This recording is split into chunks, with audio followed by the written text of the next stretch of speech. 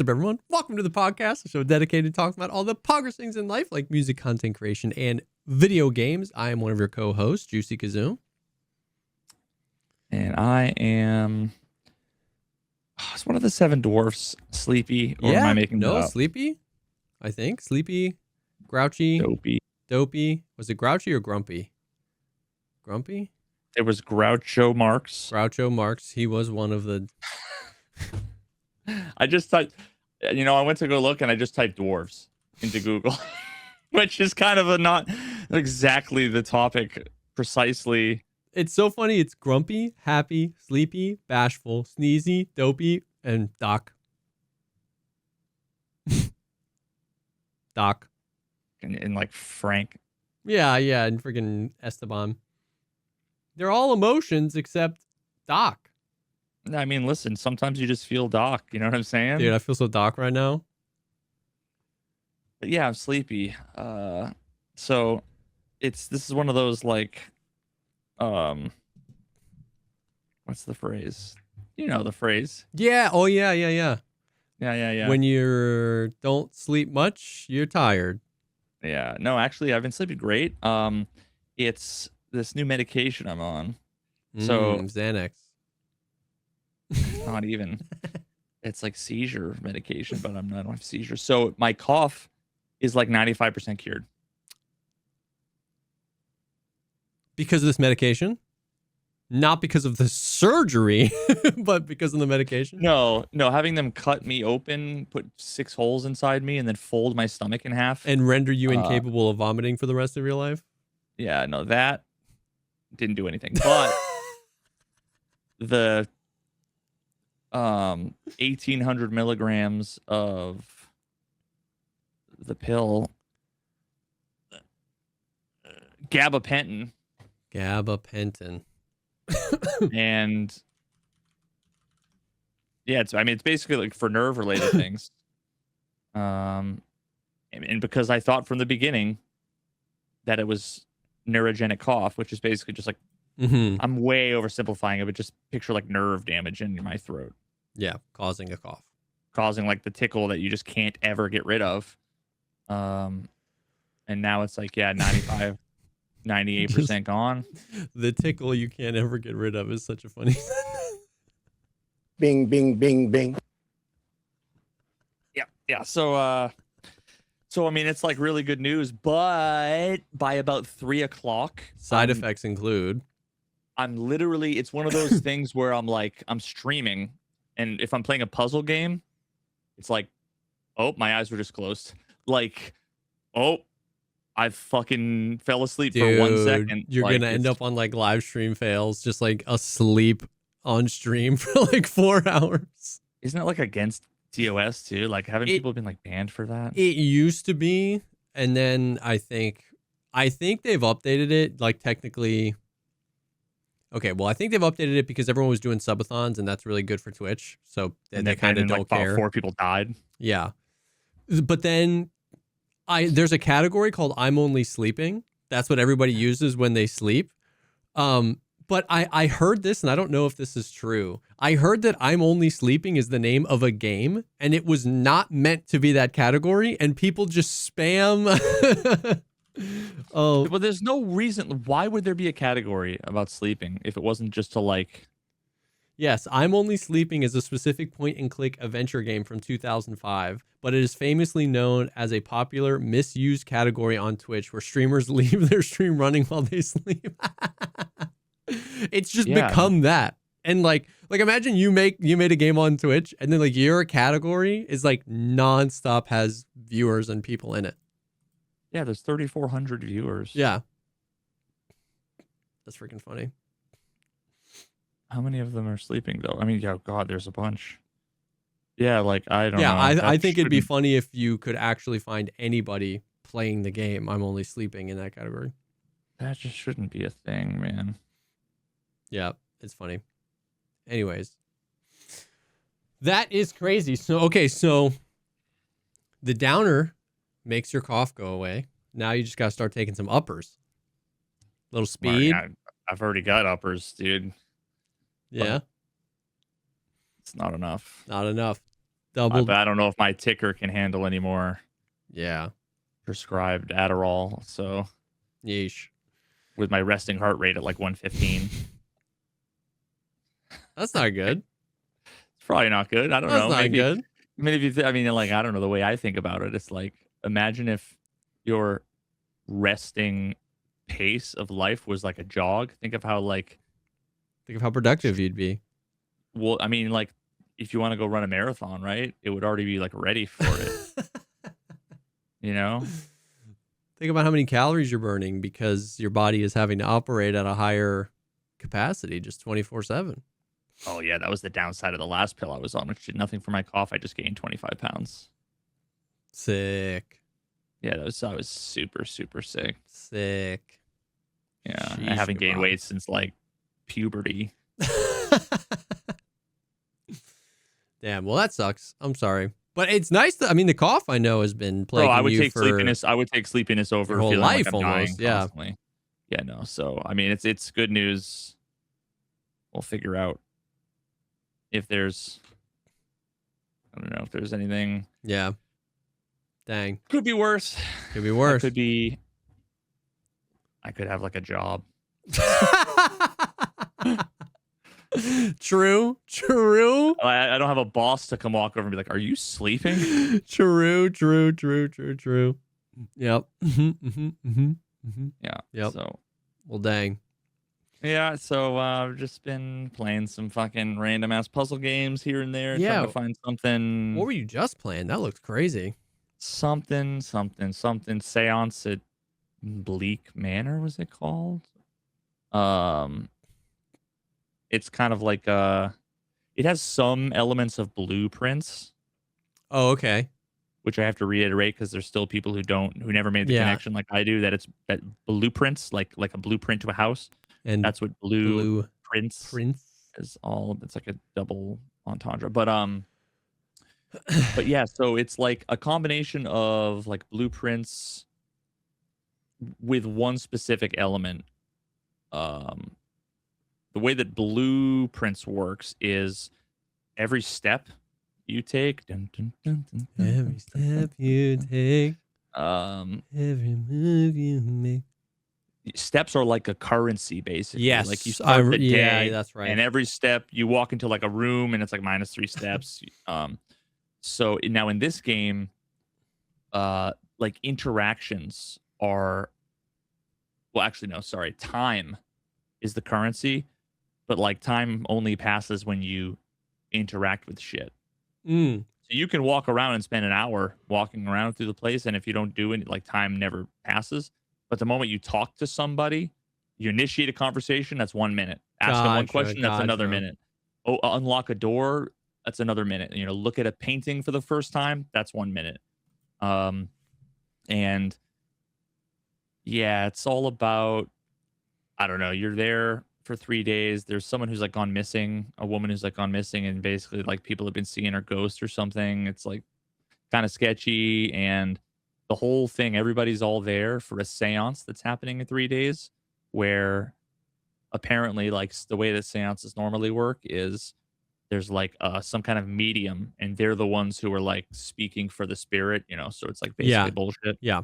You know, but this seance, they're like, no, we're actually going to summon the shit for real, and we're all going to see it, and it's going to be, so like you're trying to figure out, in a way, it's almost like I think I'm trying to save people from the, like, I don't know, I might have missed something in the beginning, but what you're doing is asking people questions, trying to figure out like who's sketchy, who isn't sketchy. Everyone's trying to like kill everyone else in some like weird poisoning thing, but like none of them are really the real actual killer of the woman that you're not even sure is dead because she's just gone. And you're just trying to basically like convince people to like fuck off and leave. I don't know, it's weird, but it's interesting. I'll probably end up finishing it maybe tomorrow, possibly. That's dope. Where do you find all these like obscure ass games? I mean, that was someone from chat. I was zooming through Steam trying to find something to play, and they were like, "Play this game, Trust." Trust. And I looked at it, and first bit from the trailer looked interesting. So Yeah. I gave it Your a try, Steam library's got to be humongous. yeah. Yeah. But you're like a gameophile. I don't know if that's the right word. Like audiophile, cinephile. Like you play like indie games. You like play games you can beat in like a day or two. You know what I mean? And you like churn through them. I've played like Yeah, 10 man, games on Steam for, you know what I mean? For, and then when I play it for a long time. Like, I've played like 4 games on Steam in the last 48 hours. yeah, exactly. Exactly. Yeah, but especially with the puzzle games, a lot of them are like, they're only a couple of days or Yeah. less than a day. Some of them have 4 hours, but they're like $3 games. Yeah. So yeah, Bro. I've just been. I'm looking for. I'm always chasing the fucking dragon because like somehow I go so many years without ever hearing about like Lorelei and Laser Eyes or Outer Wild. Yeah. Or like whatever, and I'm secretly hoping that like I'm gonna find more of those games. But every For time I go sure. into like the puzzles category, I scroll down, and then it gets to the point where like everything is just like a Japanese like NSFW dating sim. Yeah.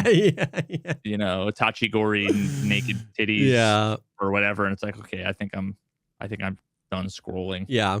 I can't believe. I mean, I know it's a different genre, but in the like Balatro realm, you gotta eventually try out Clover Pit for more of like a roguelite kind of like after after Balatro, everything became like, is this as good as Balatro? Which obviously is not a healthy way to look at games, but it's more in that realm where it gets to the like dopamine factory when your run is cooking, because that was the thing that was so great about Balatro, right? Like you'd submit your hand and it was like glass card, polychrome Joker, and it would just like dunk dunk dunk and the dopamine goes up. I mean, it's a slot machine, and then you have these little like totems or whatever that change the run, and it's the same thing, bro. You can increase the molt and the this and the this, and it just like it gets that kind of slot machine type dopamine going when you get a run that goes crazy. I've watched a ton of it. Yeah, it's only $10. I mean, similar to Inscription and Blueprints, so it's like, yeah, I'm probably not gonna hate it. Yeah. Maybe I'll give that a try. It sucks because I always like I get recommended something like this.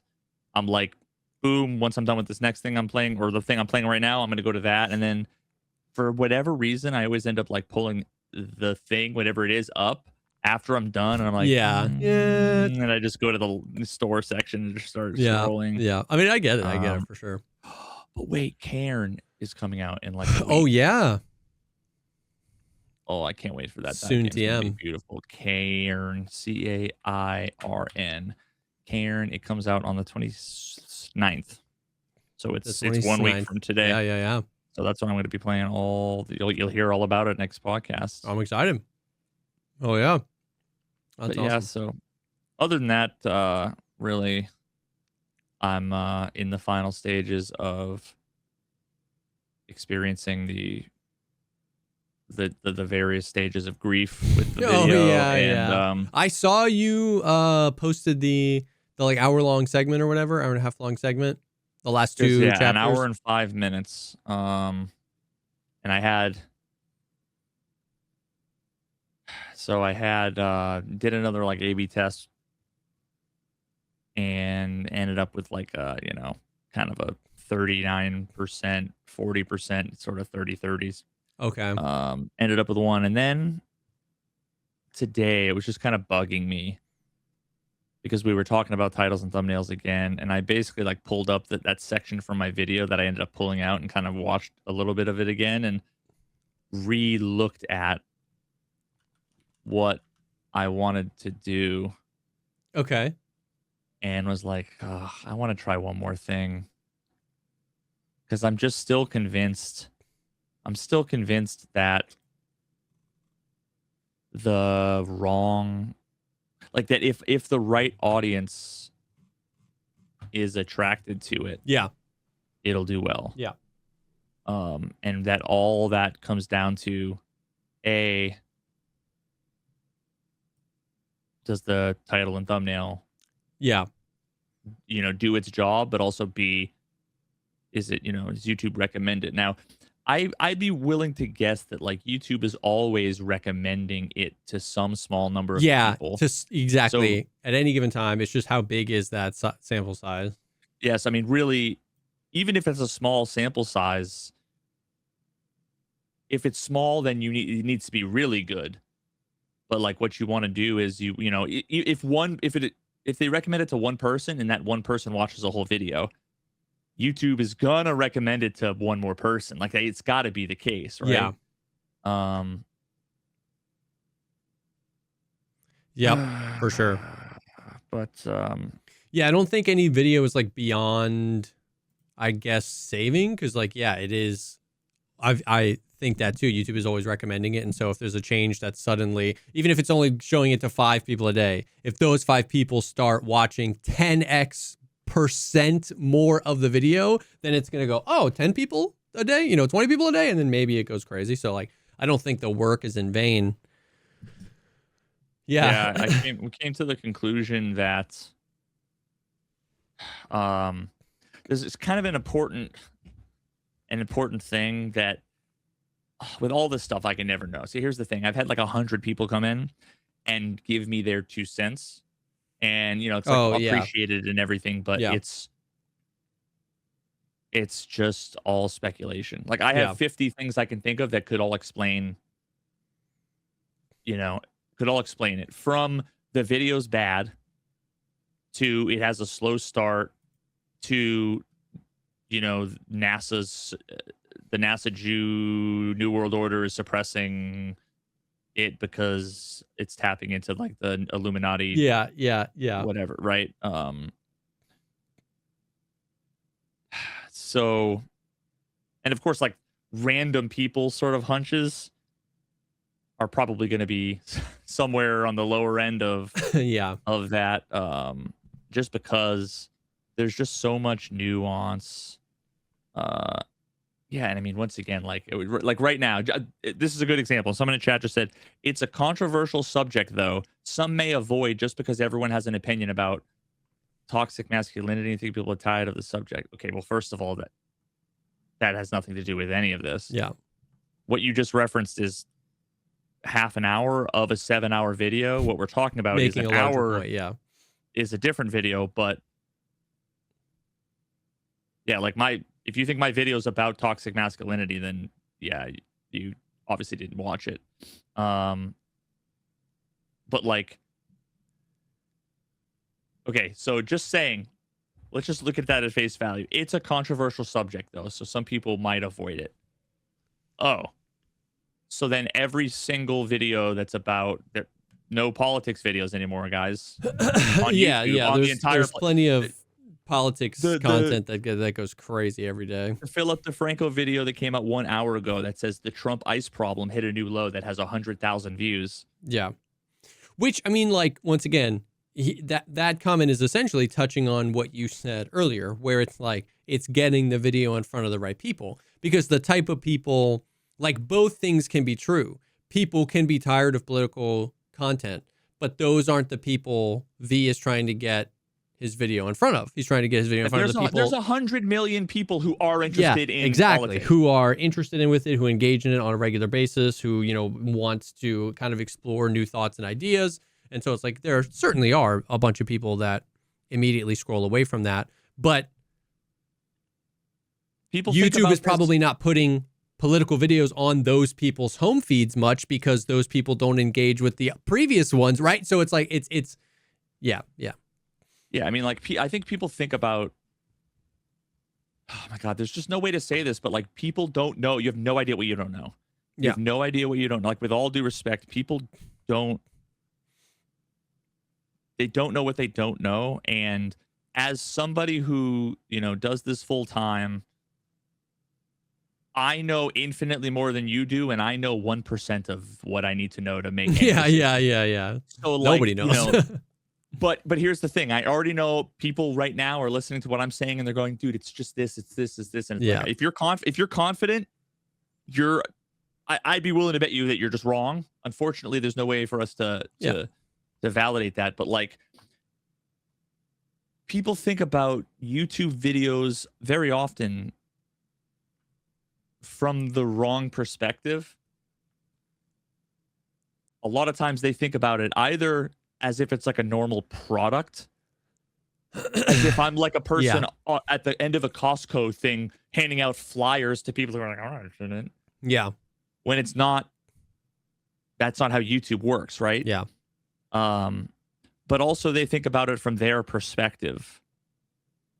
You know, it's like a little bit of main character thing where it's like, you know, some people are interested in it. I'm not, and it's like, but what is that? How is that remotely relevant? Yeah.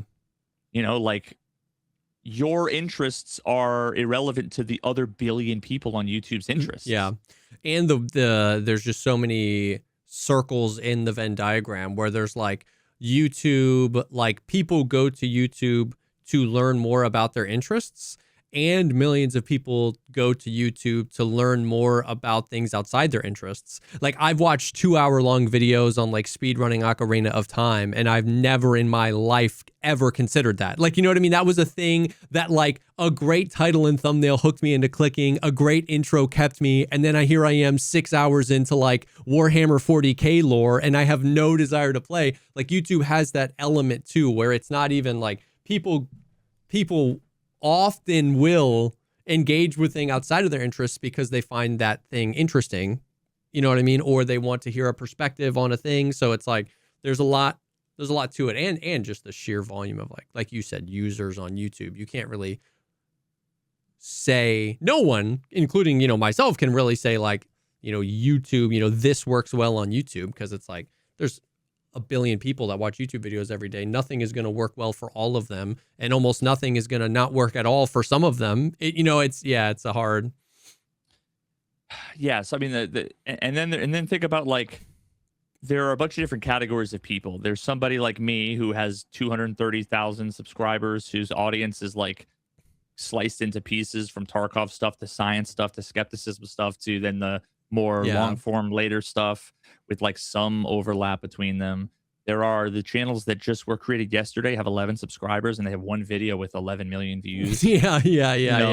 And then there are the channels who have 4 million subscribers. All of their videos that they come out with once a week get 32,000 views. Yep. And then there are the people, you know, whether it's like Emp Lemon or H Bomber Guy or Folding Ideas or whatever, that no matter what they put out, it blows up. Yeah, they make 2 videos a year. And yeah, so there are counter examples of anything any of you could ever say. The question is, why are they counter examples? Yeah. All we can do is speculate. And this goes back to the whole like, the reason why, you know, people shitting on me for changing the title and thumbnail. Oh yeah, like 4 or 5 times.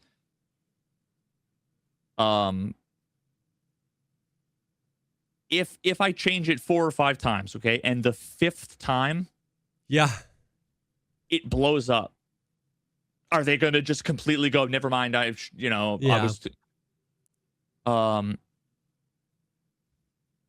But you know, no, they're not gonna, because they're never gonna come across my Twitter again because they just randomly saw the thing, and then you know what I mean. But like, and again, like everybody, every opinion that I hear, it's the same.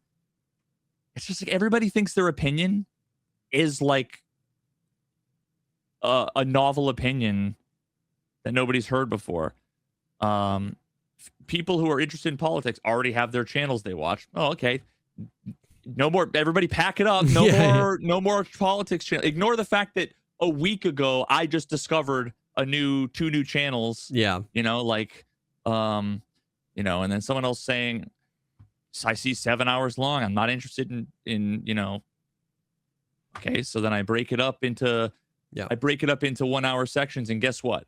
A bunch of the comments are, wow, all you have is a bunch of clips out of context, blah, blah, blah. This is so lazy, blah. And it's like, even though at the beginning I say this is explicitly taken out, I mean, you just can't win, right? For sure. It's just, it's miserable. Trying to figure all this fucking stuff out. And it is hard. One of the things that I think I'm like coming to terms with is, I feel like a couple of years ago, I looked at channels like H Bomber Guy, Yeah. Emblemin, Folding Ideas, and I saw what they were doing in a few different ways, and I got inspired. And what I wanted to do was break away from the standard YouTube pattern, Yeah. right? Of the kinds of things that were just very explicitly YouTube, not clickbait, but like, No, yeah, I'm with you. and I wanted to make it higher production value, higher quality writing, higher quality analysis, whatever. But one of the things I also wanted to do as a part of that was like sexier branding. Okay. Not like naming the flat Earth video like Flatlined, Yeah, yeah. or the more recent video, and actually I'll get to that the hour long one in a bit, because that will show you, I think, what I kind of conclusion I kind of came to today. Or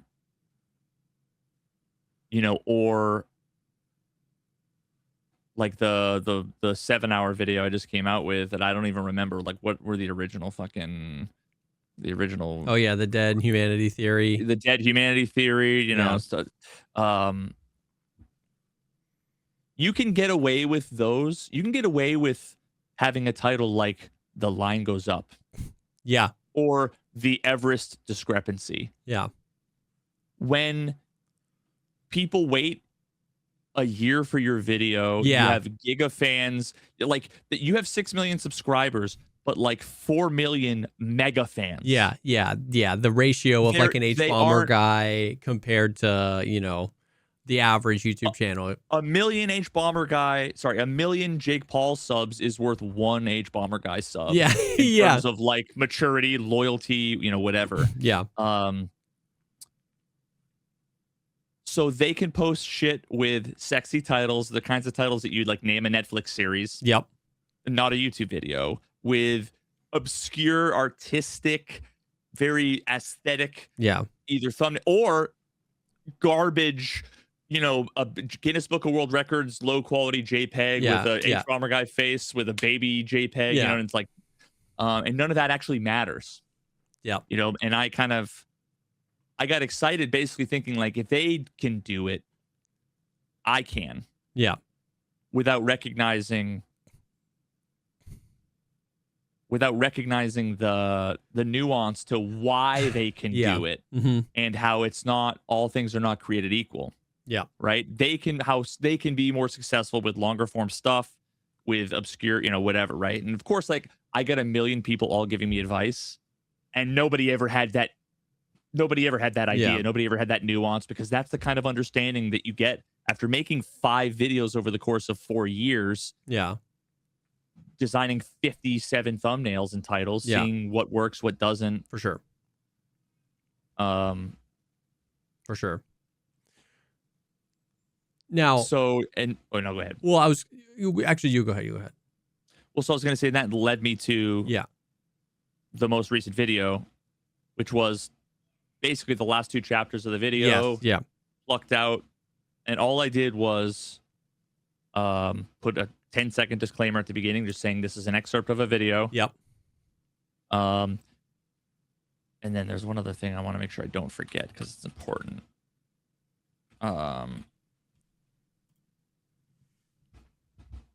And I had 3 different titles and thumbnails for that.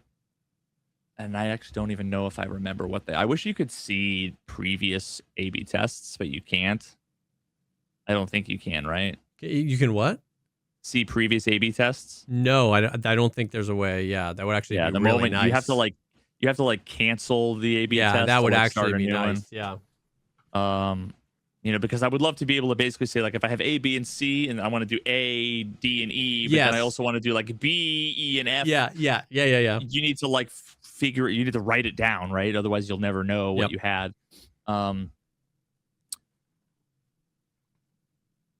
So I had one that was like a really nice picture that had like a bunch of like ICE agent guys standing like foreground with like a fucking like a giant Humvee with like lights on the top and everything like behind them like backlit as one of them. And you know, it was referencing like fascism, whatever the fuck, right? There was another one that had like two different contradictory quotes with with the same person, mirror image on both sides, and it was something along the lines of basically like, again, I don't remember, this is the general gist, is basically like, I don't know if it was every accusation is a confession or something along those lines. And then the one that I think a lot of people saw, because it was the one that won the first A/B test along with these, which I had for like a day. And I just did another A/B test like 2 hours ago. I started, and it was the gaslighting of a nation. And I recognize we're venturing vaguely into politics here. I just don't give a fuck. Because like everybody knows now. I mean, at this point, like this conversation isn't about politics, and if it triggers you, me talking about it. It's about a YouTube video about politics. We're not talking. Well, actually, if you look at NATO and Greenland, we're not gonna have that conversation now. But that's for the PP. So it had the gaslighting of a nation with basically like a kind of black and white Trump face cut off. That's the one I saw with the text "Not my fault." Now I actually went back and forth trying to figure out, and this is the kind of stuff that no one ever thinks about. Can you put quotes around a paraphrase? Should you put quotes around a paraphrase? Does anybody care if you put quotes around a paraphrase? You know, I'd never thought about that. ChatGPT said no. Just as a sanity check, but like, you know, like if you're gonna take a sentence and boil it down to 3 words, you know, putting it in quotes in the case of a thumbnail, what it does is it's like an attribution. It's not like in an article where you put something in quotes, you're saying these are their words. Whereas in a thumbnail, it's almost like accepted that like the thumbnail always paraphrases reality in a way. Because you can't fit the whole quote on the thumbnail. And the thumbnail is like, you always assume the thumbnail is like, it doesn't have to be a frame from the video. It can be representative of the video. So this is an interesting nuance there that I think is like an interesting discussion. But so then I just started to think, this hour-long video, it's basically 2 different sections. The first, well, actually 2.5. It's literally just clips. Juxtaposing, you know, the sky is blue, the sky is green. They say the sky is green, they're wrong. The sky is green. You know, and then with a kind of a bridge with me explaining a little bit there. Morphing kind of into the conversation about like whether or not, like, what is fascism and like, is it fair for anybody to like use the label? Okay. And so it is a little bit ambiguous, right? Like the gaslighting of a nation, you know, Trump face, text is not my fault. Like it could be that the nation's gaslit that he's the problem. Like it could be the complete opposite thing. Like it really is. It's not my fault. You've been gaslit into thinking it's my fault. Yeah, I see what you mean. So that's one part of how it could be misleading. And I don't mean like misleading in like a clickbaity, dishonest way, but I mean like it's ambiguous, right? In like not a good way. But then also like gaslighting of a nation, not my fault. Like the video could be a video essay. It could be a documentary style thing. It could be an interview video. Like nobody knows what they're in for. Like if it's one of those things where like if you got to the end of the video and then saw that title, you'd be like, yeah. Which it's hard for you to get out of that way because you've edited the video. You know, it's hard for me to not see exactly. the You know what it's entire about. forest. You know the themes. You know the points. Yeah. You know the moral of the story, and yeah, but that might not be like the moral of the story might not be the good billboard. Yeah. You know what I mean? Yeah. And so I go back to the whole thing. Like I have to constantly remind myself, like, what did I learn? And it's easy to apply something literally or not necessarily as good. So it's like, and like halfway through the day, I just started to think, like, I need to think about this again because maybe I'm not doing what I learned. And I came to the conclusion, that like that people would get into that video, and let's just say they hadn't seen my original. They see the 10 seconds, okay, and then it starts playing clips. People like might be waiting. Yeah, again, like I don't know. You have to put yourself in the mind of somebody who clicked. What are they expecting to see? Yeah. And at what point are they going to like leave if they want to leave? Yep. Yeah, you have to make the thing, then you have to like delete the thing from your brain and figure out how to get somebody to want to click on the thing without knowing anything about the thing. And that's just hard to do because you know the thing, you know its ins and outs, you know all the references, you know what it's going to lead towards. And it's not just about getting the click. It's about getting the right people to click. Yeah. Yeah, it's about getting, like, basically people, the goal should be, I know exactly what I'm going to get for the duration of this video. I'm accepting the contract that, like, this is what I'm going to get. Cool, great. Like, you're ordering a meal. When you order the meal, you know what you're going to get, right? Very, very rarely are you surprised by the meal. Yes. That, dude, that's actually such a great... That's a really good metaphor for, like, clickbait. If you order a burger... It's just like the meat surprise. Yeah. If you order a burger and you get a potato, you're going to be sad because you ordered the burger. If you order the burger, but you get like the chef's interpretation, like it's a veggie burger. No, but no, what I'm saying, but if you get like their burger cooked a way what I'm saying is that like there's an expectation that can be not met and an expectation that can be exceeded. Because that's kind of the goal is like you don't want to say it's a burger and have it be a potato. You want it to say it's a burger. And when they get it, the burger, they're like, okay, I'm glad I got the burger. And then when they take a bite, it goes, whoa. So it's like when you order. And what are these flavors? Exactly. So it's like, so giving something to the viewer that's unexpected is a desired outcome, but it's the foundation having to be, you did get what you expect and look at this. And clickbait is when I say, here's a topless woman, and then this video is actually about politics or whatever. And it's like, what the, you know what I mean? It's like, that's when I say it's a burger, and what I mean, in this restaurant, burger means potato salad. And it's like, what the fuck? You can't just do that. So it's like, it goes both ways, and you do want to elevate it. You don't want to give them everything. You want them to click and then kind of have that, like, ride that magic moment where they're like, this is even better. Yeah, for sure. Yeah. And if you get like, Veritas' signature sauce, if you will. It's just like, burger surprise. It might be veggie burgers with like mushrooms on it. Yeah. You don't like mushrooms. You didn't know it didn't say there were mushrooms. Like I wouldn't have ordered it if I knew there were mushrooms, and if I knew it was sliders, because I don't want, I just want like a hamburger. Yeah.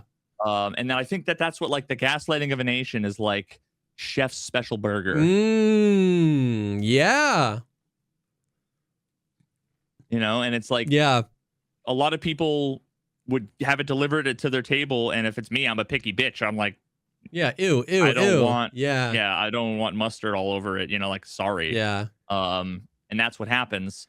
The food analogy. And the way the algorithm works is the number of people that send it back. Everybody's menu is their home feed, and the menu is dynamically generated based on how many people eat their full meal.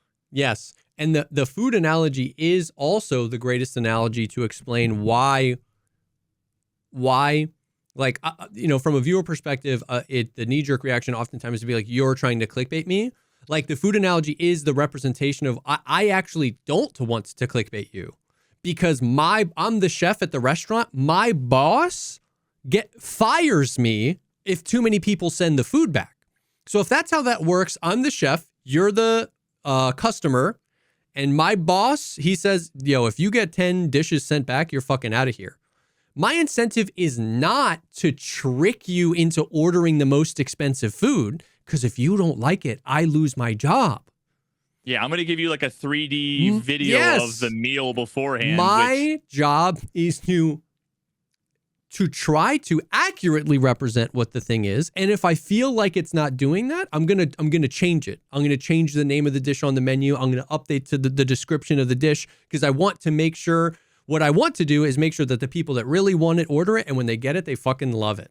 And if I feel like that's not happening, if no one ever orders this, I might go, maybe I should change the what it's named on the menu. And then if suddenly a bunch of people order it and they send it back, I go, ooh, maybe I should change the name of this on the menu. It works both ways. And I don't want to lose my job. YouTube goes bad boy when a bunch of people click on your video and then they leave immediately. That clickbait is not effective for me. It does not help me. So, dude, the food, it was so funny to see us both in real time realize how good of an analogy that was. When I said it, we all went through like the different aspects of ordering. We were like, oh my God, oh my God. Yeah, so one interesting thing too that was relevant to this, before I get to like what my landed on okay. the B in the A/B test, was for the first time ever, I unchecked a box when I sent the video out, which is publish to subscriptions feed and notify subscribers. Oh yeah, I saw you in the pinned comment. You mentioned that you didn't do that. Yeah, because presumably, like, obviously this isn't true for everybody because there's 60,000 views. I have 233,000 subscribers. Like, yeah, but for the most part, the active subscribers who are interested in my channel more than average, presumably saw my video and either watched it already or decided that they didn't want to watch it, they weren't interested. Yeah. And if you don't want to watch my video and you don't click on it, thank you. Great. Yeah. I don't care. Yeah. I don't genuinely. That's perfectly fine, right? Don't click on it and then click away. Yeah. Like, if you think you're going to click away, don't click on it, okay? Because you clicking on it, watching 10 seconds and clicking away is fucking me. It's ordering the meal and then we have to put it in the trash can, Yeah. So now there's this impossible, this is like a really quick side tangent, but holy fuck. YouTube is forced to make their feature set garbage and confusing. Because what I get is 97 different people for opposite different reasons with the conspiracy of YouTube didn't show me your video. They're suppressing your video. Yeah. When I say I unchecked the thing to say, and they go, well, I saw it anyway. So clearly that doesn't work. Your home feed is not your subscriptions feed, people. Fucking God, please.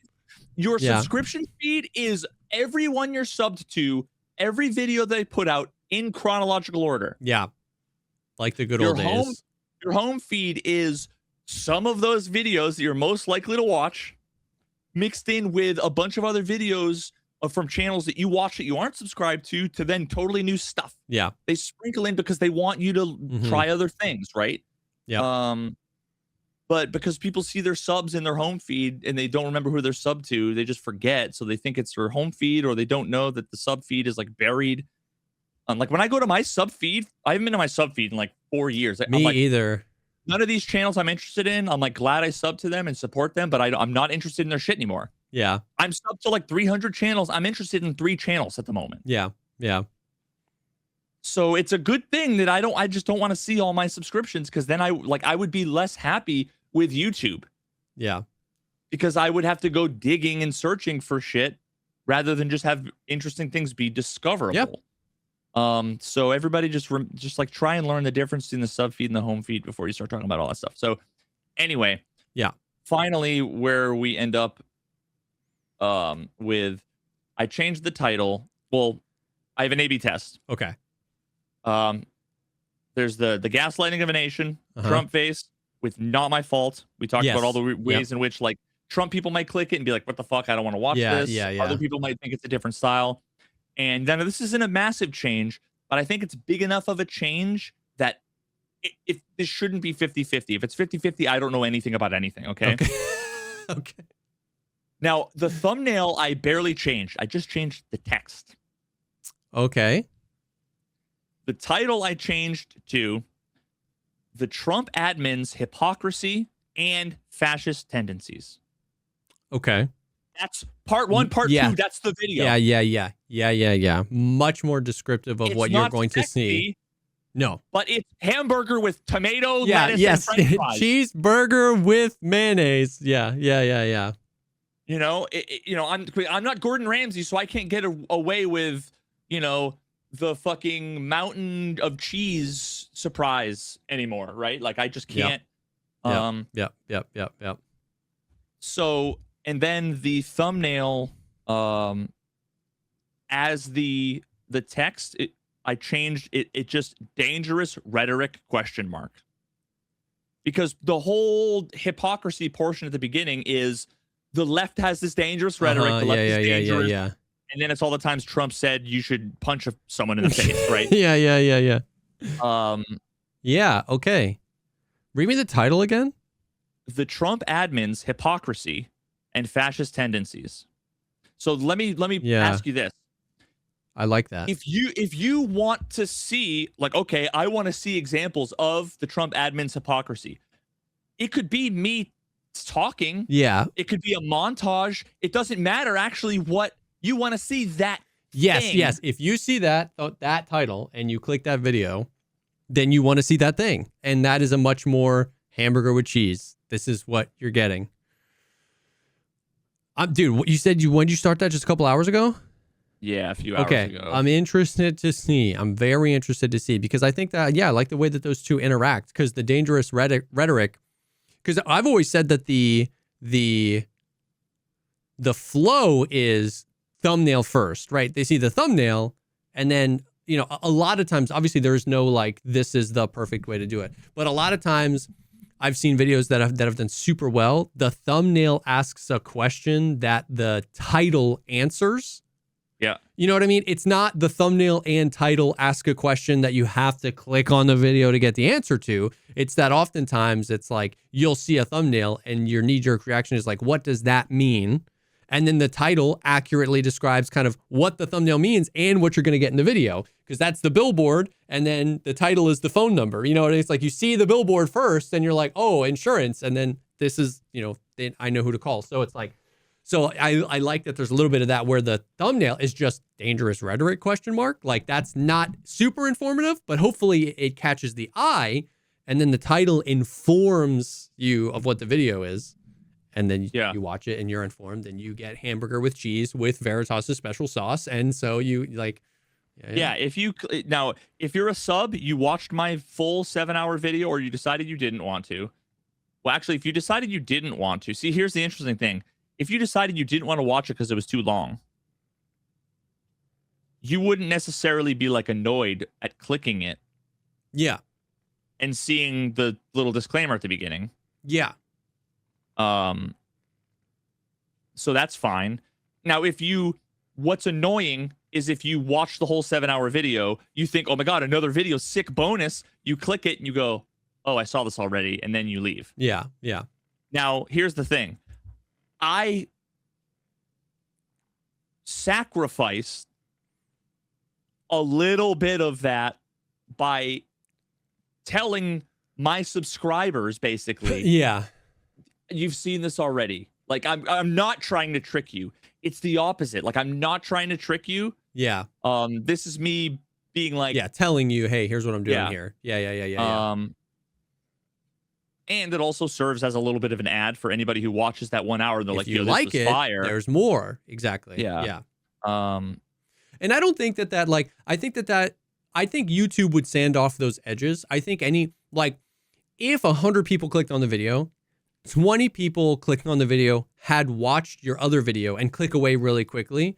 But of the remaining 80, 70 of them stick around for like 40 minutes of the video. I would imagine that would only be a very short term before YouTube would say it'd be like most of the people clicking on this are sticking around, and they can, I'm sure their algorithm sees that they've clicked on this, like whatever.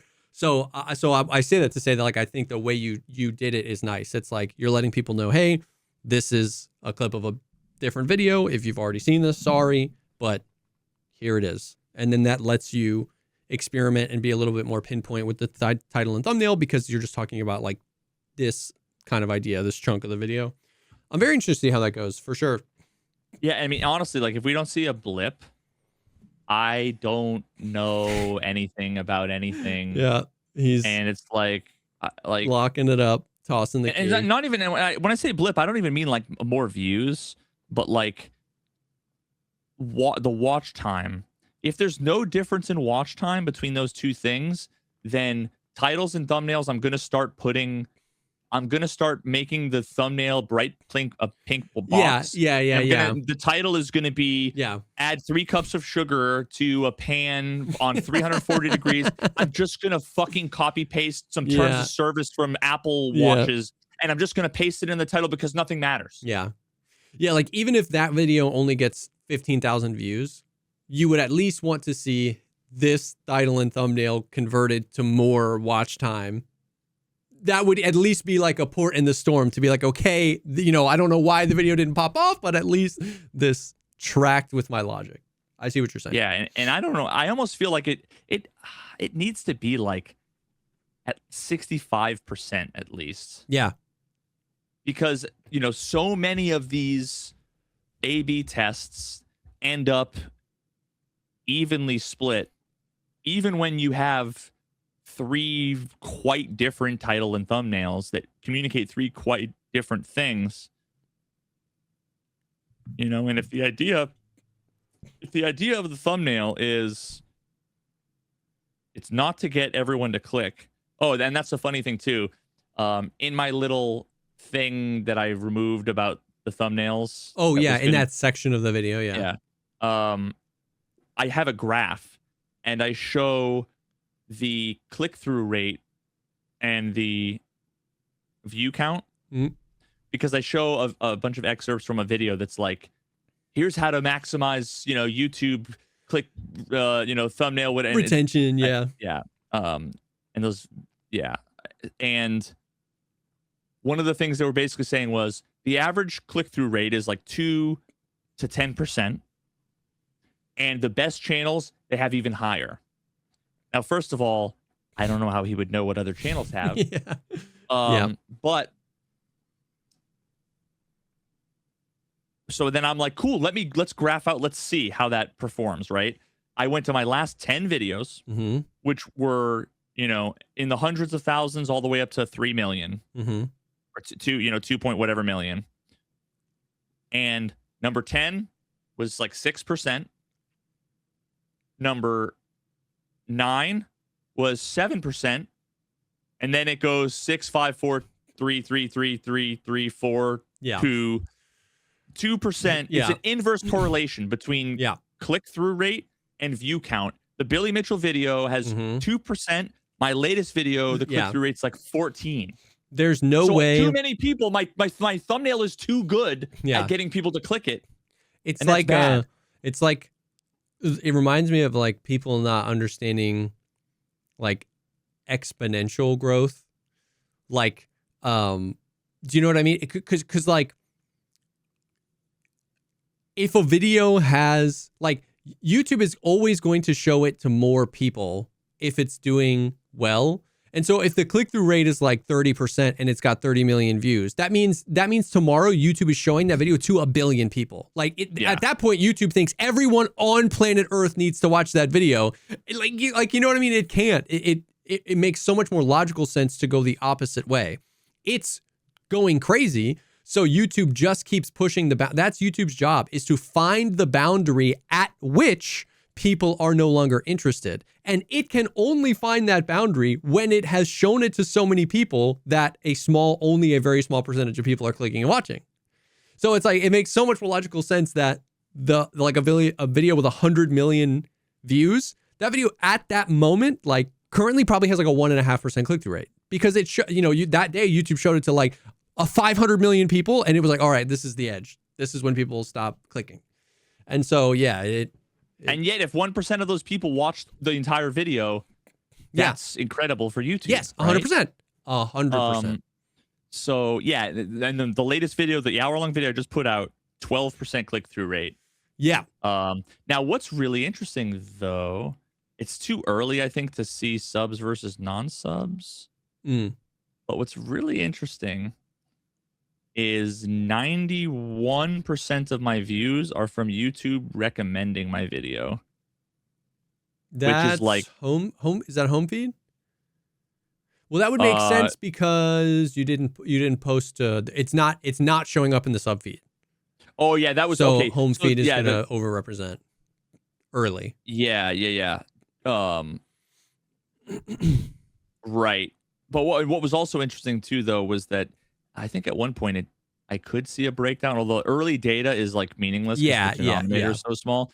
But there was something like, it said 100% of your views were non-subscribers, and it's like, okay, well, all my comments are, I'm a subscriber. I'm watching this. Clearly this hasn't updated. Yeah. But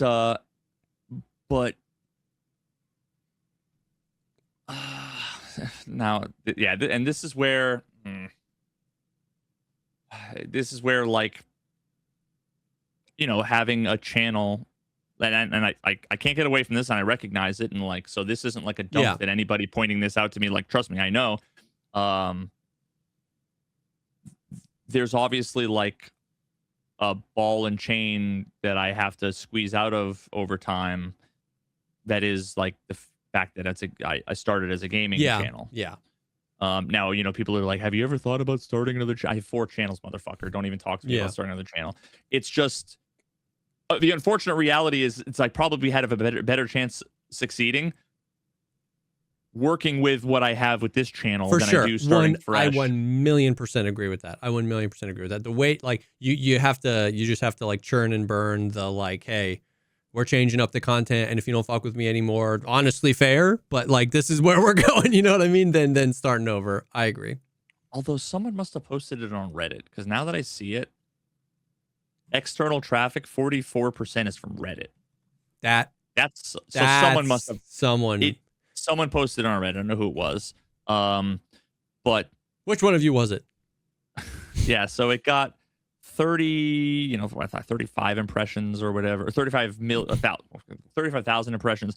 91% of those from YouTube recommending your content. But then I look at content suggesting this video. Yeah. The top one is, what has BSG fixed for Tarkov 1.0?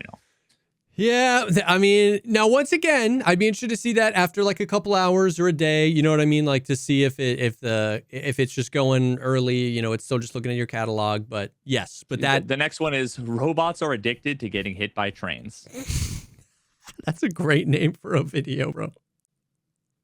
I want to watch that video. We have a pretty dark Elder Scrolls 6 update. Now, see, like, the category of the video is politics, like news and politics. Yeah. It's like, I don't know, like, there's it's not a whole lot I can do, I guess. But then I just realized one of them I was about to read, and then I realized that this has to be our last episode. Dispatch is awesome, and how PvP feels in Tarkov. Oh yeah. 1% of the content suggesting mine was from the last podcast. So sweet. I mean, speaking of churning and burning away from gaming, like, for those of you that don't realize, every month, like every week when I go to update the new episode of the podcast, our net subscriber count on YouTube is always like -30, which once again, neither of us are mad about, because we're having so much more fun talking about whatever the fuck we want. But we know we made 180 episodes about Tarkov, so we know that. Yeah, and that -30 is also like, we might have gained 100 new subs and lost 130 that are more interested in, and we lost 130, right? Like, exactly. Which again, like, that's how you grow. Exactly. At some point, all of the people who aren't interested in anything but Tarkov will be gone. Exactly. And that's and then, totally and then fine. the line goes up. That is the most based thing to do, is when a content creator starts making content you're not interested in, instead of leaving comments on every video saying how much you hate the content, you just unsubscribe and you go, oh, okay, like they're doing this now. That's cool. I'm not really like, I say that all the time. Like unsubscribing is like as a YouTuber, even I'm like, that's a base thing to do. Like that's fine. Now, before we move on and talk about some gaming stuff and some of the things going on in my world, I do want to take a quick second and thank the sponsor for this video, and that is Mando. The Mando, you know them, you love them, with their whole body deodorant. Whole body, pits, balls, thighs, belly, buttons, butt cracks, and feet. It's literally in the read everywhere this stuff is for. Mando works really, really well. And what I like about Mando is the variety of options you have, not just in scent, but the variety of options you have in type of deodorant. So there's the classic stick deodorant that you can use the pits, and it's not the gel. It's I mean, I don't know what it is, but it's not gel. That's the stuff that like it's a solid stick. Yeah, that's the stuff that literally like I wear a lot of white undershirts, and at like 7 minutes in, my undershirt is blue with the gel. It's not that. So not only that, it's not only in the scent, but in the type. So you have the sticks, you have the cream tube. It's like lotion that's deodorant. You can just like do a little this, little this, little this. You're 90% of your way to a shower right there, dude. 100%. They have deodorant wipes, which after having kids, I'm such a huge fan of wipes. They're like literally S tier. And they have aerosol, which I know a lot of people have used. If you shout out back in the day with the Axe body spray, if you're still repping the aerosol, Mando's got that too. So it's like deodorant any way you want deodorant, including ways I'd never seen before with the lotion. All their scents are banging. They have like unscented. If you want to prevent yourself from smelling bad, but you wear like cologne or something like that, you can do that, because it's not just about how you smell, because that's what it does. Deodorant is trying to do two things, right? It's trying to make you smell good and prevent the bad smell. And Mando is so good at preventing the bad smell that they can sell unscented versions and be like, hey, if you wear cologne, just do this. We'll prevent you from it's banging. They're so good. Never in my life have if I think about it, I don't know. I stopped wearing like anything scented and cologne-wise since like college. And it really has only been in the last year or two recently. And in the last 48 hours, last night and the night before, both times, wife gets in, laptop open, we're watching Fallout or whatever. And the last 2 nights, she's like, you smell really good. And I'm like, it's my deodorant. Like, I don't know what, the fact that it smells so good and keeps me from sweating completely and doesn't ruin my shirts is like a combination of things that doesn't exist anywhere on planet Earth that I've been able to find. With any other product. Like unironically, they're great. They're great. Yeah, I love it. Created by a doctor who saw firsthand how BO was being misdiagnosed. It's clinically proven to block odor all day and control body odor for up to 72 hours. All products are baking soda free, paraben free. The spray deodorant is aluminum free. It's great. So some men mask their BO with scents. Mando men get the job done right. Don't mask it, Mando it. Available in retailers near you now. I can't remember where it was. I think it was Target. And I actually saw Mando. I was like, hey. Or you can head to shopmando.com, because for a limited time, new customers get 20% off site-wide with the exclusive code Pogcast. Use code Pogcast at shopmando.com for 20% off site-wide plus free shipping. shopmando.com. Please support our show and tell them that we sent you. Mando's got you covered with deodorant plus sweat control. Say goodbye to sweat stains and hello to long-lasting freshness. Thank you to Mando for sponsoring this episode. Bang, bang. Bing, bong. It's so loud. Bing, bong. Dude, so the funniest gaming thing going on that I've been seeing, this is just such a you and me conversation, which is why I want to just jump right into it. So it's like the funniest gaming conversation that I'm seeing. So I've been telling you about like Marathon and like how, new extraction shooter made by Bungie. I played it. It's coming out. They did a release trailer, and then they announced that it's releasing on March 5th, and like pre-orders are up for the game, right? So there's been a lot of hype for the game. And dude, the tribal nature of the internet and how it's already so here are like some random facts that you can like extrapolate how the tribes form around them. So you've heard about the AI, the stolen art scandal with Marathon. There was an artist, and once again, just for clarity, for clarity, a lot of people interpreted that as the entire visual design and aesthetic for the game was stolen by this artist, which is salacious and a great headline, and fuck stolen Bungie. By the artist or from the artist? Stolen from the artist. That's how a lot of people interpret it, which is great for tweets, great for headlines, and Bungie has really been struggling with Destiny 2, and they've made some missteps in the past, so it's a real great reason to just be like, fuck Bungie, you guys suck. Rilo is one of my favorite YouTubers in the world right now, and he did an amazing video breaking down like what art is and how art is always inspired by other art, and you can't claim that an entire visual aesthetic or design was ever invented by one person. You know what I mean? Yeah. What really happened is that there were like assets that an artist made that is in the same genre and artistic style that were 100% copy pasta ripped from them and put in the game, and that is bad. But the entire visual aesthetic of the game was not stolen from an artist. Very specific actual things that artist made were stolen and put in the game, and then that has since been rectified. So that's on one hand. Did you know that on the other hand, the Arc Raiders does the same thing that the Finals does, which is their voices in game. They create TTS models. So like a la Siri or something like that. They have voice actors come in, they pay them to record a bunch of voices, and then they create a model. And then that way with the Finals, that's how they do their like reactive thing, where like when a team does something, the game, just like the announcers in the game just say it like, oh my God, this team stole the thing from this team, because without having to have, it's the only way you could do that. Yeah, especially since, once again, Embark was a smaller studio, especially when they were making the Finals, and so they did that. So they did like the TTS thing. They had actors come in, and as long as it's not Scarlett Johansson's voice, I think I'm fine with that. But what's happening is the most hilarious argument on Twitter, which is the Marathon stans are calling like Arc Raiders like slop raiders or AI slop raiders, and like so many people are like, at least because Marathon is fully voiced by like really respected like voice actors in the industry. They've always done that really, really well. So it's like you have those people being like, at least Marathon paid real actors instead of getting ChatGPT to do all their lines.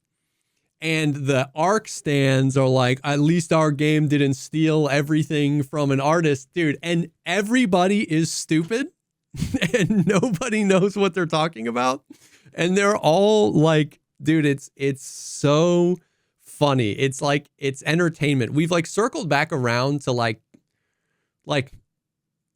somebody should make like an Office style / Jersey Shore style TV show, but none of them are actors. It's just real humans like being stupid, because we've circled back around to that. Like it's so funny. This feels like satire. It feels like an SNL sketch. It's so, dude, literally nobody knows what they're talking about, and everybody's so mad, and I find it to be so funny. Dude, massive giant yikes. Yeah, I find it to be so funny.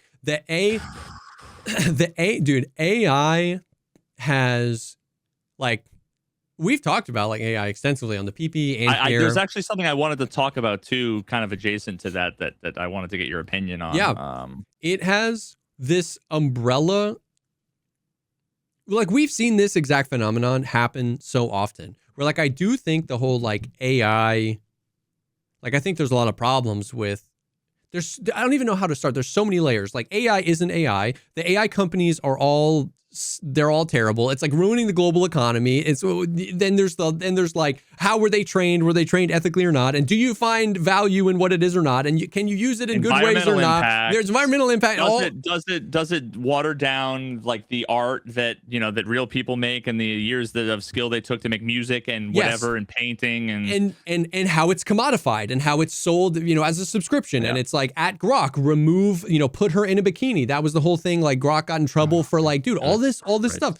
So now, and what the point I'm getting to is all of those conversations are real and important conversations smart people should be having. But what happens? Smart people as the asterisk. Yeah, smart people. And not me, because I'm not smart.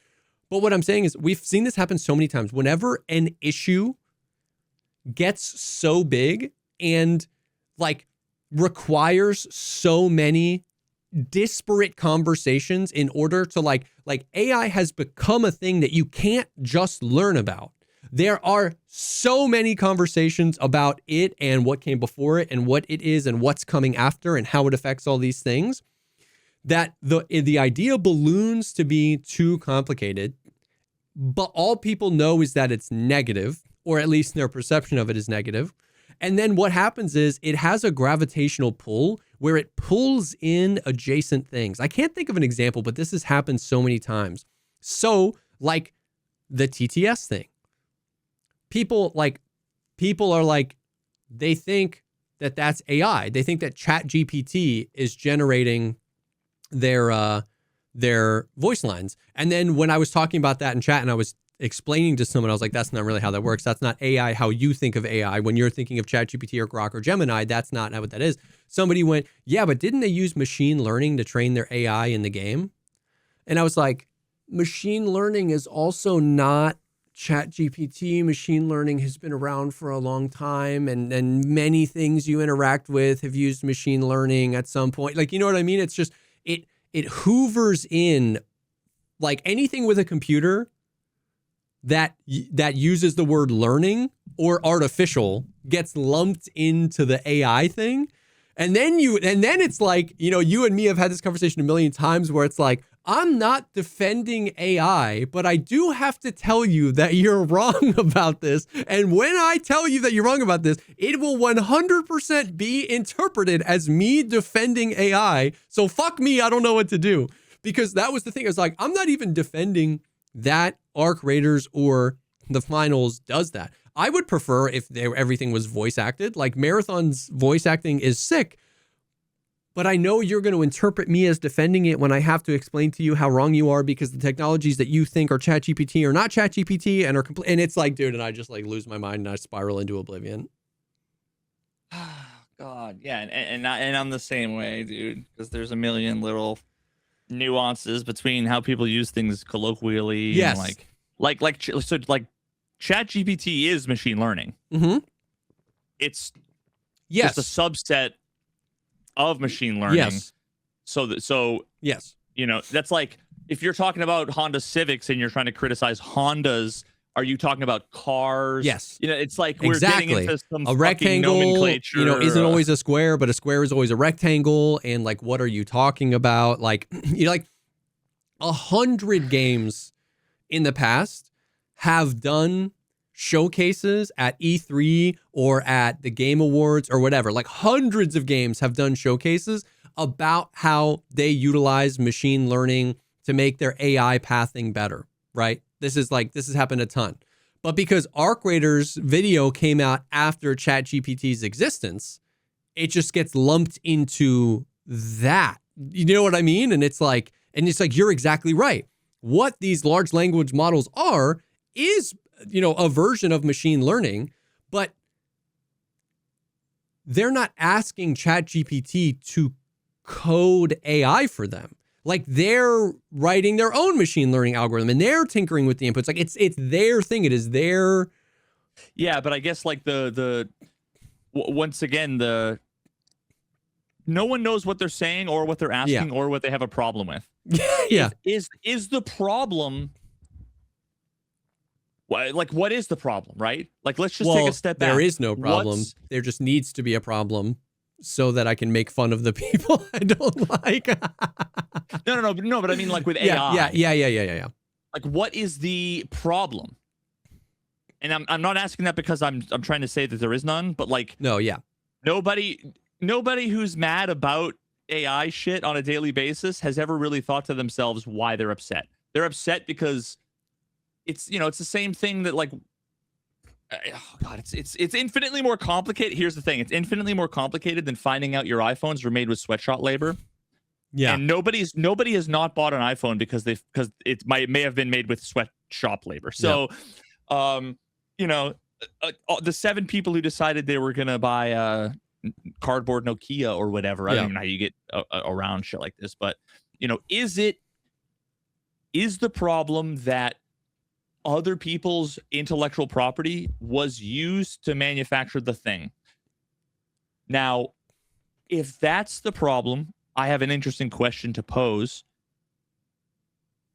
Could it be argued that that's fair use? I take a bunch of other people's intellectual property and stitch it together in my own unique way.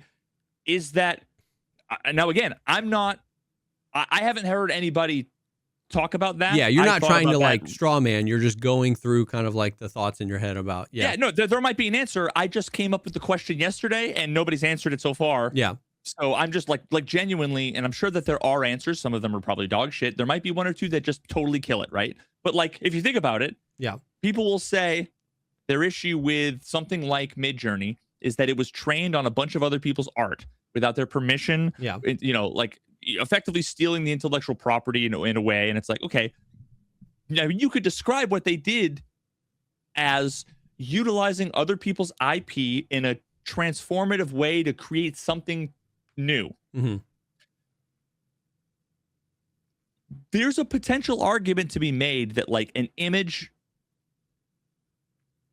like an image studio fucking Ghibli, you know. Oh yeah. That's made to make, you know, Zelda and Mario in the style of Studio Ghibli. How is it any different than me doing a 20-minute YouTube video, taking all of their content, and showing it all while adding commentary? They're both using that stuff to be transformative. Yeah. So that's an interesting question. I don't know, right? Is the issue that it's taking away from let me put it to you this way. When I listen to someone sends me like a Spotify link to some artists that has like 50,000 monthly users, and they say that it's AI assisted, and I listen to it and it's 100% AI generated. You know, they might have taken the lyrics ChatGPT wrote, changed one word, and then now they could say it's not 100% AI generated. Yeah, and what's the fucking difference? You know, versus me taking hundreds of hours and 20 years of my skill and practice and ability to grind to make a thing, and they're like audibly indistinguishable. Yeah. That it makes me feel like frustrated and sad and depressed and like, you know, whatever. Now, that's not an argument. That's just like why do I feel that way? Do I feel that way because I'm just they took my job? Yeah. Or is it because I feel like there's a muddying of the waters or a dilution of the value or whatever? Yeah. Then you got to ask, well, is the value in the work or is it in the product? Yeah. You know, like if you don't know how something was made and you can't tell the difference, does it matter? Yeah. I mean, I don't know. Yeah. All questions I don't think any of us would claim to know the answer to. Now, and then I'll pose one more question because it's related to what I did yesterday. Actually, what I did yesterday and today with my video. How, if you were me and you had the idea, the whole Trump face, what would you do to make that thumbnail? Oh, I would just open Photoshop and try to figure it out. And if I didn't know how to do something, I'd Google it, and I would. No. But like, all that is text. Okay, fine. Yeah. But you might find some free, you know, font or whatever. But the Trump face, what would you do? Are you going to draw that by hand? Oh no. Yeah, I would look for a picture of Trump. Yeah. A picture that someone else took a photo of, whose photographer. You're not going to Getty Images, and you're not paying the $600 for the rights of an image. You're finding like a New York Times thing, screenshotting the picture. For sure. So here's the thing. Not a single human being in the history of YouTube has ever fucking bitched at a creator for using a photo of anyone, the likeness of which. Now, here's the thing. That photo of that face of Trump, I generated using Midjourney. So I didn't steal anyone's intellectual property. You could argue that was more ethical. Yeah. Well, yeah. You just used the thing that stole the intellectual property. No, I'm just... No, I understand the point you're making for sure. I think that's I think that is... If you use the roundabout thing of that's fair use, it was generated with I think that's a imagery super of a public fair figure argument to say that, no one's ever seen a thumbnail of a person that was clearly like a photographer who was there on the ground and they took that picture and they were trying to sell it to whatever, news outlet. And has ever been did you cite the photographer's name in the thumbnail? No one has ever done that. And I think that is an interesting argument. Yeah, for sure. And is there a difference between Trump's face between Super Mario, fucking Mario's face? Yeah. In terms of not really. I think but here's the thing. One of them is intellectual property on two layers. Yeah, true. Because it might have been something that Nintendo of America generated for a press release, but it's also Mario. Yeah. Is the imagery is intellectual property. But a public figure's face is an intellectual property. True. But maybe, a photo that was taken by a photographer that was at an event, maybe that is. So, yeah. I wonder if I could just draw, if I could sketch Trump's face and could I sell that on t-shirts? Do I need to pay him? I mean, maybe I don't know the legal. This is a genuine question. Oh yeah. maybe I do, right? But I think there's no question that I couldn't just put Mario on a t-shirt and sell it. Yeah. Nintendo would have an issue. Yes. But so these things it's so complicated. Yeah. And as a creator, I find myself asking myself all the time, where do I draw the line? Yeah. And I fully admit this is so complicated that I don't know how I'm supposed to feel. I don't know what's ethical. Yes. I don't know what's unethical. But what I will say is, and this might be something that I come to regret. I listen, no one can stand on their high horse. We're all unethical in a million ways. Unless you're a vegan who doesn't buy electronics from anywhere. Yeah.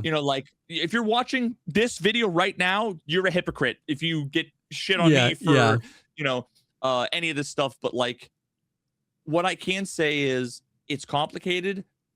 At some point, I might have a more well-rounded opinion as to certainly put my foot down as to where I want to draw the line. But there's nowhere to draw the line because it's so complicated and ambiguous. But what I will say is it's too fucking useful and powerful to me to avoid AI entirely. Yeah, I think it's fair. But I'll draw the line. I won't have it make music for me. Yeah. That feels like I'm giving up a piece of my soul in a way. I'm being unauthentic. Yeah. By using AI generated music, for example, but not a thumbnail. Yeah.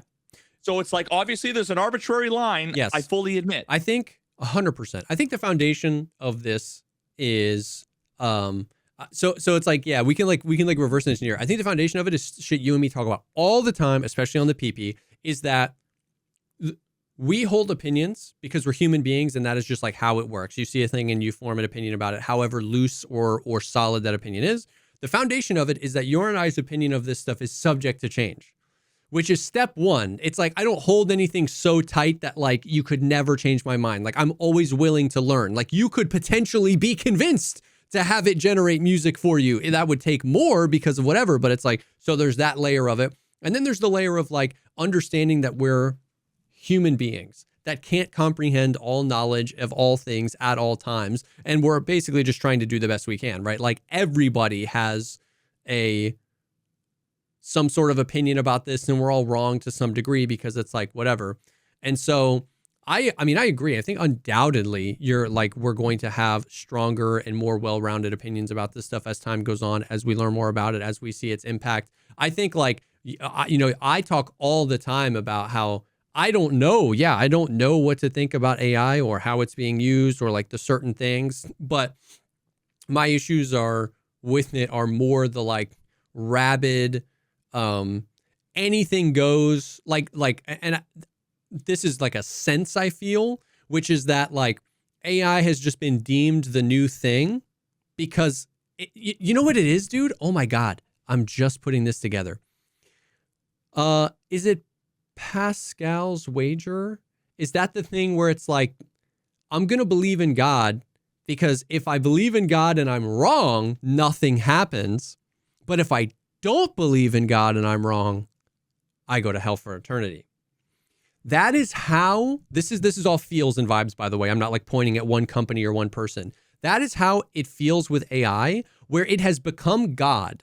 And everyone in the world just goes, it's if God is real and we're the first ones to heaven, we win. And when you just arbitrarily make the sky the limit, well, then you can sacrifice anything in pursuit of it.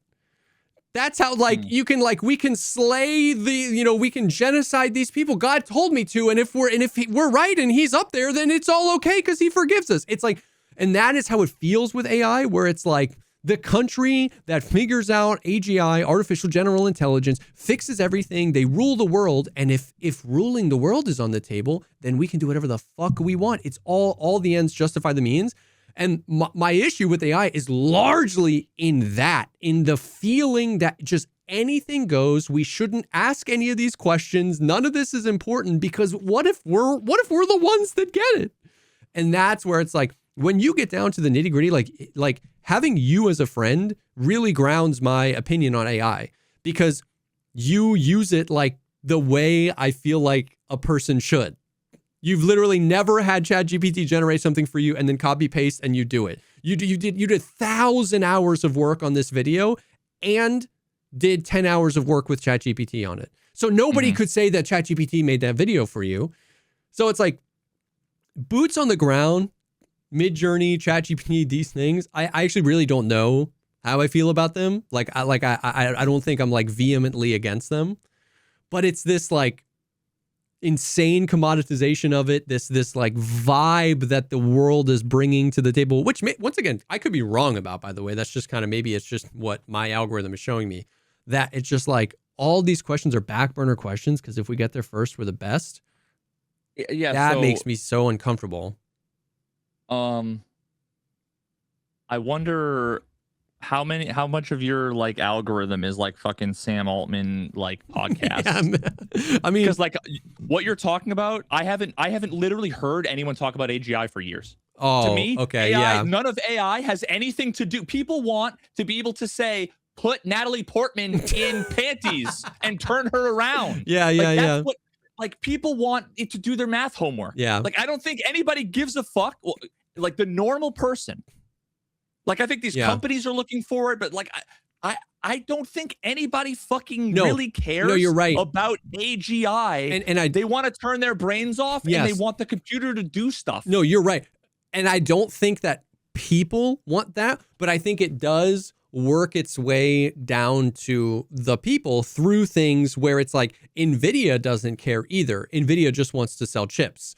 So they'll sell as many chips to anyone. And then it's like, okay, so we're shutting down production of RAM. We're shutting down production of 5080s because it's just like, well, they'll buy it at a premium. They'll buy it, whatever. So that's a way it affects people. The construction workers, they don't want AGI. Like, they're a normal person. They don't care, but they'll build the data centers because the trillionaire says build a data center, and that fucks the environment. It fucks with the water supply. It fucks with the economy of the local things. So it's like, you're right. Yeah, but here's the thing. Like, if AGI was never a thing, but ChatGPT and like LLMs and the power that comes from just that was the thing, and we would just get it faster, more powerful, like I think all of this would still exist. Yes. Like, I don't think really the desire for the singularity is what's driving any of this stuff. Well, once again, I think maybe I misinterpreted. What I'm saying is that the whatever it is, whether Sam Altman believes AGI is actually around the corner, it feels like at the tip of the pyramid is this just like belief that we just have to get there at wherever we're going as fast as possible and at whatever cost. And the chunks under him are just like, well, yeah, we can make a bunch of money doing that. So it's like the freight train of AI is moving in this direction, whether Sam Altman actually believes that direction is AGI or just him being a trillionaire. But it's just this vibe that it doesn't matter at all costs. Don't ask questions. Like, we'll just get there eventually. I agree with you. I did not mean to imply that I think any actual person cares about AGI or whatever. But it's like, but I do think that trickles down into affecting people when nobody's slowing it down enough to be like, hey, is there a better way to build these data centers? Is there a better way to source this energy? Is there a better way to, train these models? Is there a better way? We're just not asking those questions. We're just doing it. Well, the only people, I mean, like Bernie Sanders is asking that question and nobody else. Yeah. Like if like politicians are the only people who are going to ask those questions, because consumers have very little power outside of not buying a thing, but that's just like voters only have so much power to opt out of a system by not voting, and then guess what happens? Yeah. You end up with the AI slop version of a president. Yeah. Well, once again, that's what I'm saying. Like, what I'm saying is my problem with AI isn't the people, it's the policy. It's the politics of it. Like, that is what I'm saying. But so the other piece of it, too, is that, like, the reason why this isn't... What am I trying to say? This is exactly like everything else ever in history. AI, like the AI thing isn't unique. It's just that it's in front of you now, and it's fast enough and talked enough about now that it's on your radar. But like the internet was the same thing. Microchips were the same thing. Yeah. Social media was the same thing.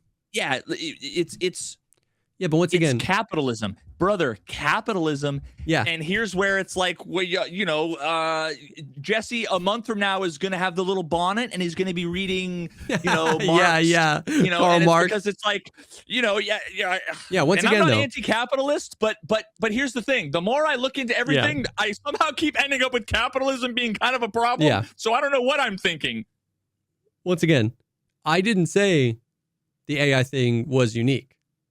Like, all I'm trying to say is my issue with AI isn't the like John Doe on the floor using ChatGPT.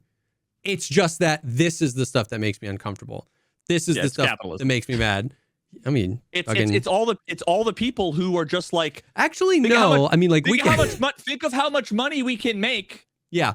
As the construction company, as the whatever, and all of that is in the way. And the only thing protecting us, me and you, and everyone else from that is like government regulation. Yeah. Ultimately, there's no free market solution that's going to come in and rein this in, because there's no market for like green. Yeah. AI police. Yeah. I mean, we could, we could go down the rabbit hole of like, are we talking about like actual capitalism or like how we currently interpret capitalism? Because like actual capitalism is like super against like monopolies and all this kind of stuff, because the free market is the healthiest when there is more people and there's more competition, and that's not but that's for the PP. That's for the PP. That also includes no regulation, and that's for the PP. That's for the PP. Anyways, so there was another thing I was going to say too that I'll do. We just went down that tangent for so long. Yeah. I remember Oh, no, go ahead. Yeah. Well, and it was like a subject change. So if you're... This was like a minor... Okay, go. Yeah. Change. It was going back to the whole music thing, right? Yeah, okay. How much would people think less of their favorite musician if they found out that like either their lyrics or their beats, they rapped over it, but their beats were made... Yeah.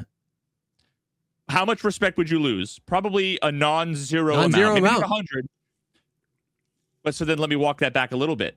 how much respect would you lose if the beat was 2 pieces they got from a sample library? Yeah. Because spoiler alert, 85% of the music you listen to is made like that. Yeah. Now, how much respect would you lose if you realized that the kick drum sound was just downloaded in a folder full of 800 kick drum sounds? They didn't go and take the microphone and put it up next to. I've never mic'd a drum set before in my life, boys. Yeah. You know, so and so it starts. There's like all these different things along the line of. For sure.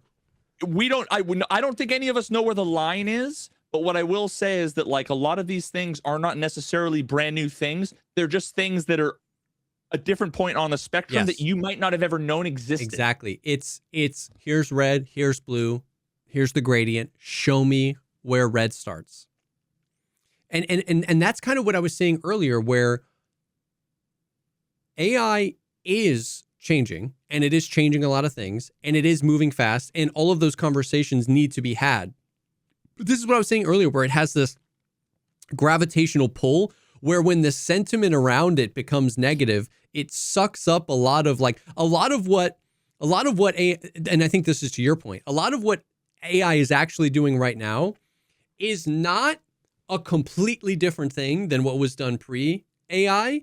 It's actually a next step on a ladder that we were already 8 rungs up, where it was like, to your point with the music, it was like people used to use samples and people would get really pissy about that because that's not your own music. And these people were miking the drum set. And so it's like things have always gotten like Ableton, you know what I mean? Like fucking Ableton, these music. I remember I made 130 songs in like 2 years, dog. Yeah. It took like a year to make an album back in the Beatles I remember days, when I played guitar a lot, the big conversation was like the like Line 6 Helix pedals, or do you actually get the real pedals? You know, do you plug into like a computer amp, or do you have a real amp? Spider amp? Yeah, do you have a real orange amp? You know what I mean? And I was like swept up in that. I was like, no, nothing is ever going to sound as good. Like you can feel it, man. You can feel the difference with the tone. And then by the end of my career playing guitar, I had the fucking Line 6 Helix, bro.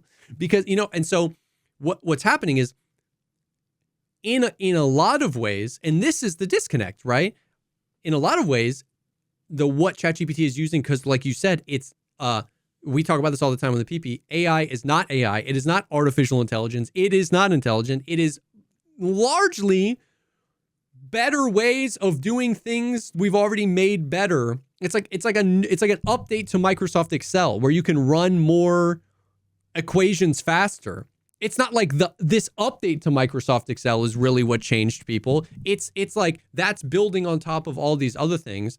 But what happens is like you have how people use it, and then you have like how it's talked about, you know, either online by other people or whatever. And it's like there's just such a weird disconnect, and people just use the term AI to like cover a million different things, and it's just all fucked. But I say all that to say I agree with you where you're like, where's the line? And you're not actually asking somebody point at the line. It's more of a thought experiment where it's like that was a good example where you're like, okay, the AI generated the beat.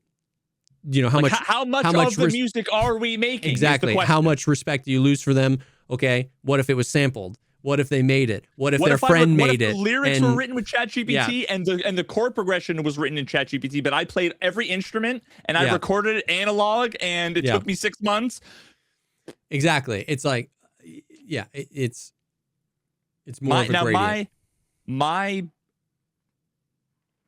Because I'm just like a millennial, you know, I had fucking LimeWire and shit. So like my ethics are like, I would in fact download a car. Okay. Like I would download a car. Okay. Yeah.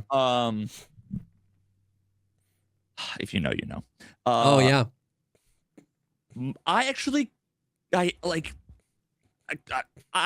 fully recognize that like this makes me shitty. I just don't care. I really don't care much about any of the ethical stuff outside of like for my personal use. I have different standards for myself than I do for like the rest of the world. I kind of don't give a fuck about really much of anything else. What bothers me, like 99% of what pisses me off about the AI stuff is how it contributes to the anti-intellectualism of humanity. Mm-hmm. About how people want to turn their brain off and go, Grok, tell me the answer. Yeah. And how they want to, they'll Google something and they'll look at the AI overview and it's a fact. They don't question it. Yeah. And how that leads to people being brain dead, no critical thinking, ignoramuses who don't know anything about anything and lose all the skills and, you know, like all of that stuff. Which is exactly what I was talking about, where it's like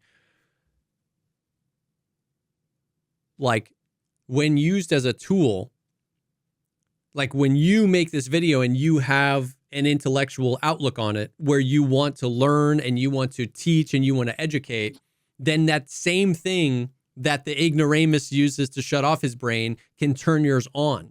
You can ask it a question, really quickly get an insane amount of information that you could have never parsed through on your own. And that might spark an idea in you that causes you to do 10 to 15 hours of extra work. It lights up. And I'll know what to trust. Yes. I'll know what to question. The same tool can light up your brain and actually get the gears turning. And then the same tool can shut off another brain. Somebody that literally, exactly like you said, they just want to be told exactly what to think and stuff like that. And so is the tool then good? Because it did, or bad? Because it did a really good thing for this person, it did a really bad thing for that person. And I think that's the question here, right? I think that's fair. I think that kind of like leads me. So the thing I was going to say earlier was like, in the terms of like art. So, you know, when we're talking about like, you know, AI generated movies, AI generated music, which is one close to us because we are both musicians. You are much more so than me recently. AI generated books, AI generated this kind of stuff.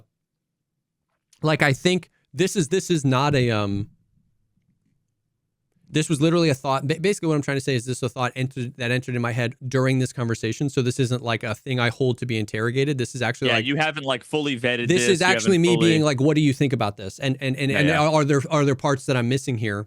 But I think with art specifically, not necessarily like technology or AI using like agriculture, but with art, I feel like the difference between, you know, me sampling something that somebody else made, or a digital artist using assets from another thing, or that kind of stuff, and AI, is that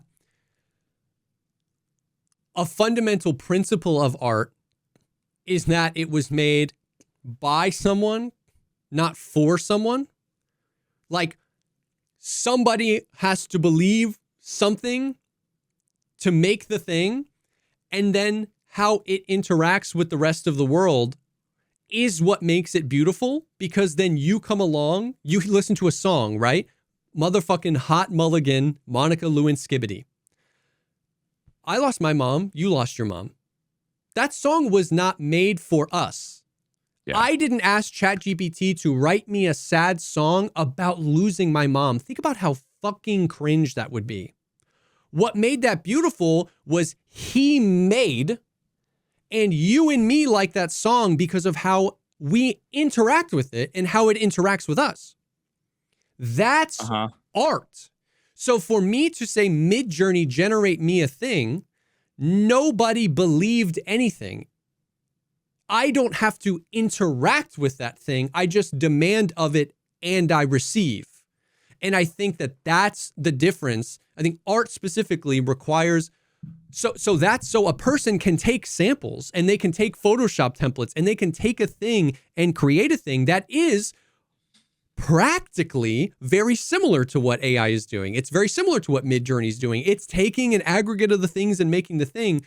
But in that, it's still a human being feeling something and believing something and creating something. And then that's only 50% of the art. The other 50% is how other people who see it interact with it. That was an impulsive thought I had while we were talking earlier, that I was like, I wonder what you think about that. No, I'm totally with you. And I'm going to respond with the same exact thing, right? These are the kinds of conversations you have with a buddy over beers, without 10,000 people watching and judging. But I just don't fucking care. Okay. I just don't care. What you have to ask yourself when you say art, there's baggage to that term. Sure. Where is the value and what is the function of it? Let me ask you this. Okay. You get in a hotel, you get in an elevator. The door opens, you walk out. Was that art? If I went to Midjourney or if I went to ChatGPT and I said, generate me some elevator music, nobody would say that's art. You wouldn't hang that on a wall in a gallery. I agree with you actually. Yeah. So when I make a thumbnail and I tell it to generate me a blah blah blah, that's some shitty elevator art. Nobody's looking at it going, wow, the courage. Yeah. You know what I mean? Like, so, no, for sure. And I'm actually with you there. So again, and I don't know where the distinctions are. I don't know where the lines are. And I don't think they exist. Like that's the thing is like, we can talk about both ends of the spectrum, but the reality is like, I don't think I could ever presume to know where the line is. How many notes? How long does the bar have to be? Is there lyrics or no lyrics? What is the content? Like, I don't claim to know, to be able to say elevator music is an art, but, Trey Poop, which is a Spotify song, Trey sent me one time. It's literally a guy that just sings into his microphone, Trey Poop. It's every name known to man. I wish I could show you. It's every human's name and then poop. And then he has a whole Spotify discography. It's like 700 songs. And it's just like Jesse Poop, Mike Poop, Trey Poop. Is that art? Is the fucking elevator music art? I don't know. Now, yeah. So now again, if we're asking to appreciate and respect, that's different than if it serves a function rather than value. Yeah. Mm-hmm. Now it could be that those are inexorably linked, and I don't know. Okay, like I'm not sure, right? Yeah. And these are all off the cuff ideas. Yeah. One of the things I envision in the future, just like there are like cruelty-free, eggs and meat, and there are I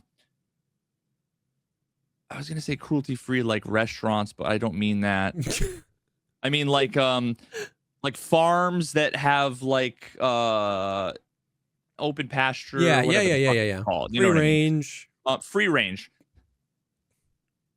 There's in the future, I think that there will be like AI free radio stations where it's like, we promise you we're not gonna fucking now if you want to listen to AI generated music and you enjoy it, okay. Where I would get upset is when like people submit AI generated art to like art competitions. Yes. Just like the elevator music would never be submitted into like a music competition. Exactly. Yep. When the piece is being asked to be appreciated, then I think that's I guess you could make an AI art competition. I don't know. Well, there are those. Oh yeah, didn't somebody that took a real picture win an AI art competition and then they got all pissed? No, it was the other way around. It did happen. No, that they've both happened. But maybe I'm sure I'm sure it's all happened. It was like a picture of a flamingo and he got disqualified. It was a real picture that he submitted. Yeah. Anyways. Well, so you know what the funny thing is though?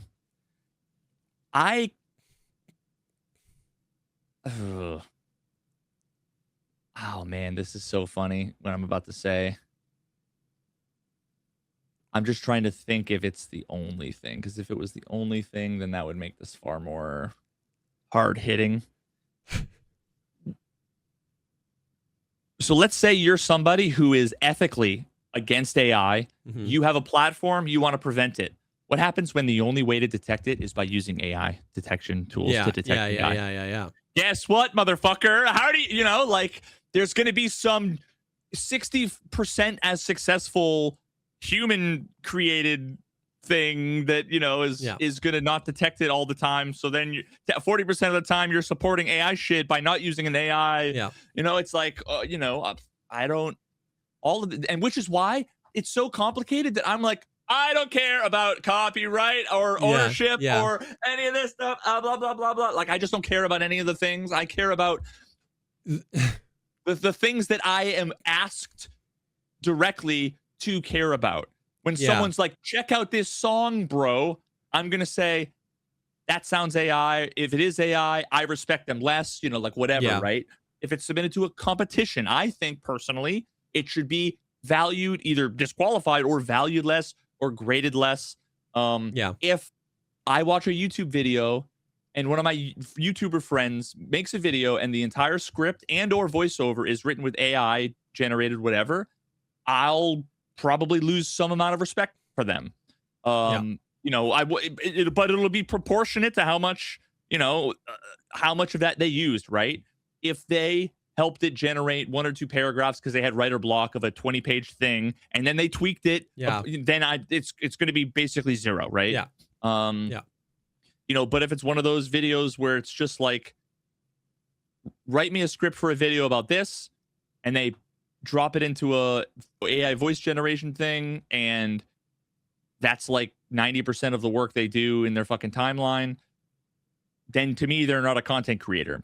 Yeah. To me, they are a glorified Fiverr employee that's been fed work by someone else. And if I'm asked to respect the content, I don't, you know, have the respect for the machine. Yeah. And what it has to say, you know. So, no,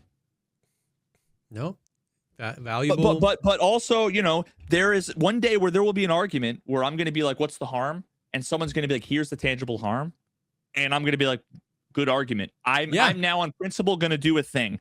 Now, I have only heard personally. I haven't heard enough compelling stuff about like the, you know, it's going to put AI artists out of business. I haven't heard like enough of that conversation for it to be super compelling to me. It's very much in the same vein as like so many other technologies that like replace people, in which like I feel bad about. There's like ethical gray areas, but like I don't know. But I also like have a life and can't spend my, you know, like every other adult, I can't spend my entire life trying to figure out, like stun locked, trying to figure out all the ethical decisions of should I get chicken McNuggets or not. I just acknowledge that I feel really bad about the chickens that get treated like shit. I do.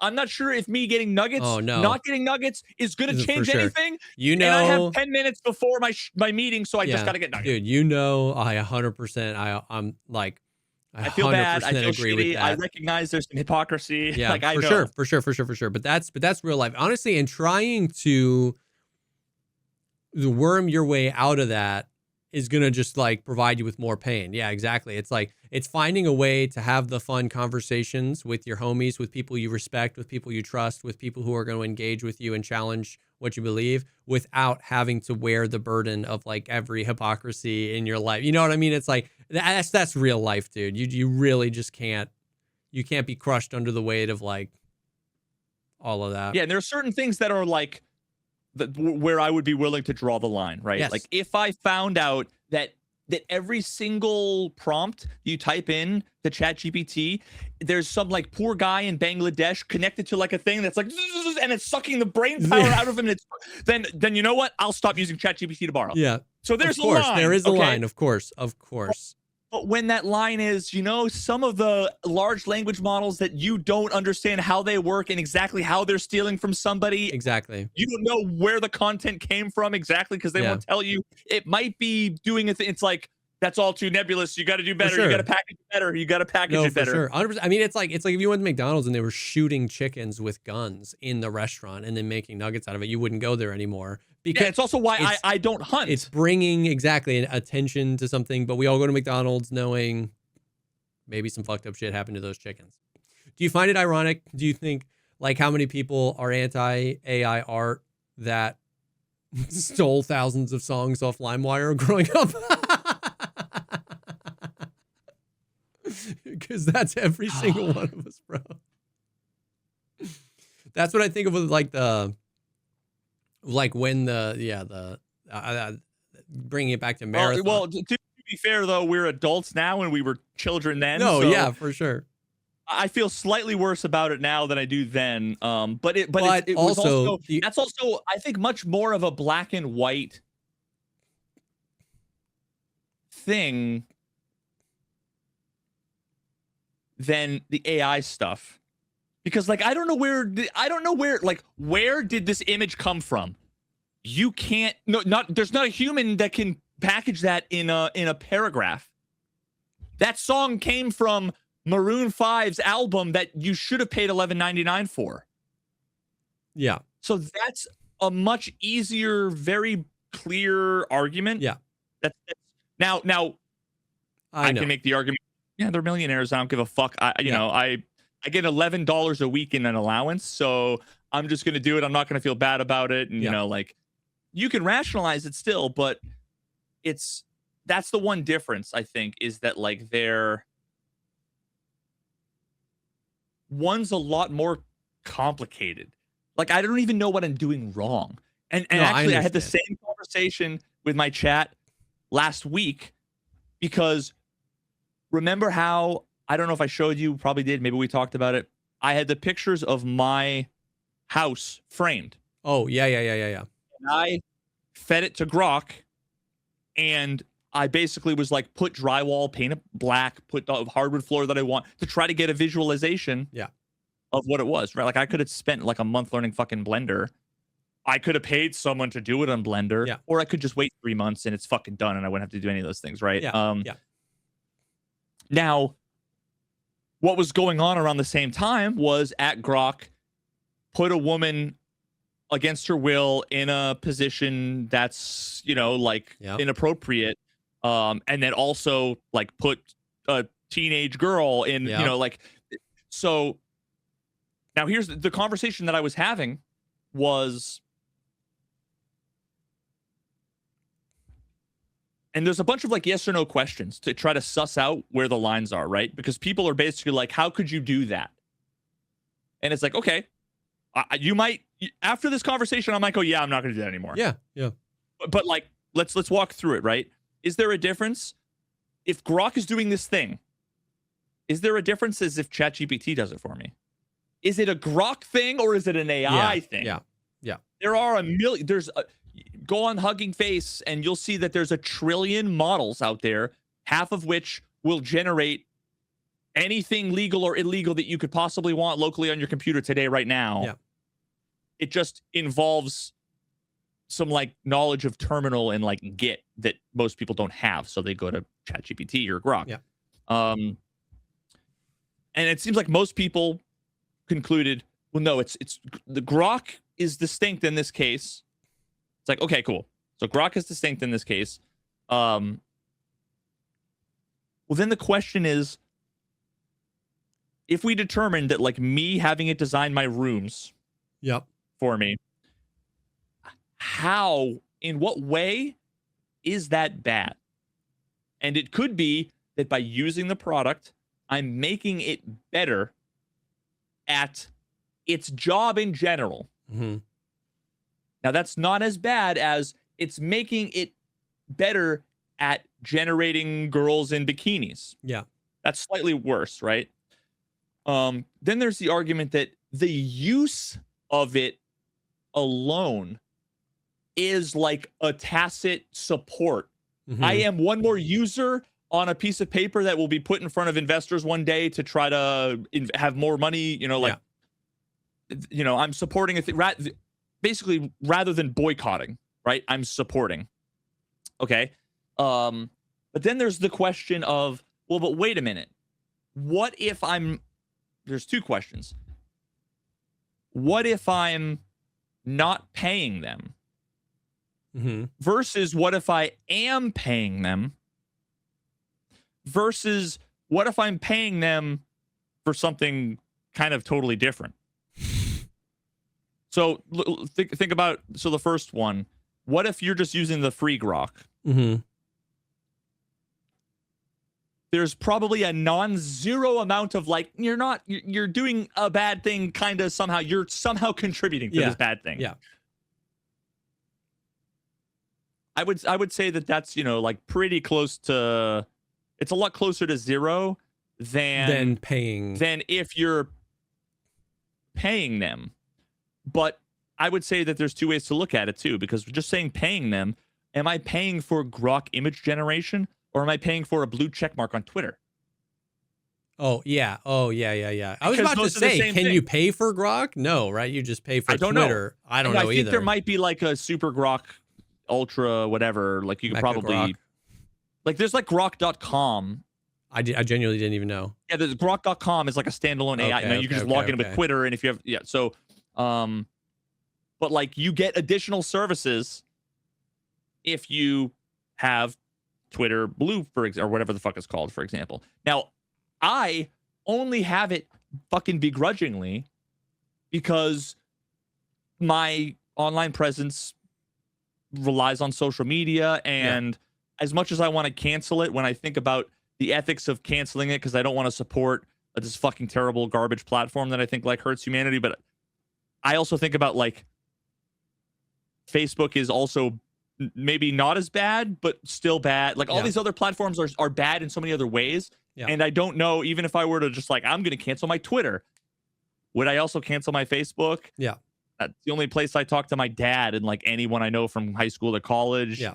Am I going to cancel that? Probably not. So then I just end up being like, I'm a content creator. It's important in some way. And that's kind of like I have to sell some of my soul in a way. Yeah. Like I acknowledge I'm not happy about it, right? But so then it's like, so then the question is, what's the unethical thing? Is it asking it to generate walled images of my framed house, or is it paying for Twitter Blue? Because if you guys are giving me shit for that, then you shouldn't say, how are you you shouldn't be supporting this thing by generate. They should say, delete your account, bro. But that's not what they're saying. Yeah. Yeah. So there's so many fucking layers to this. Hurts my brain.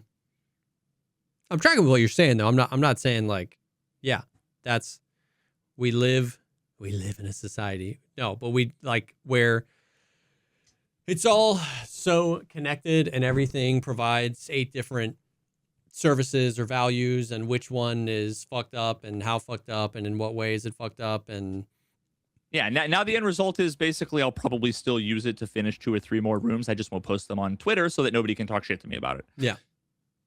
And it's like, am I contributing to the world being bad? I don't know. Maybe.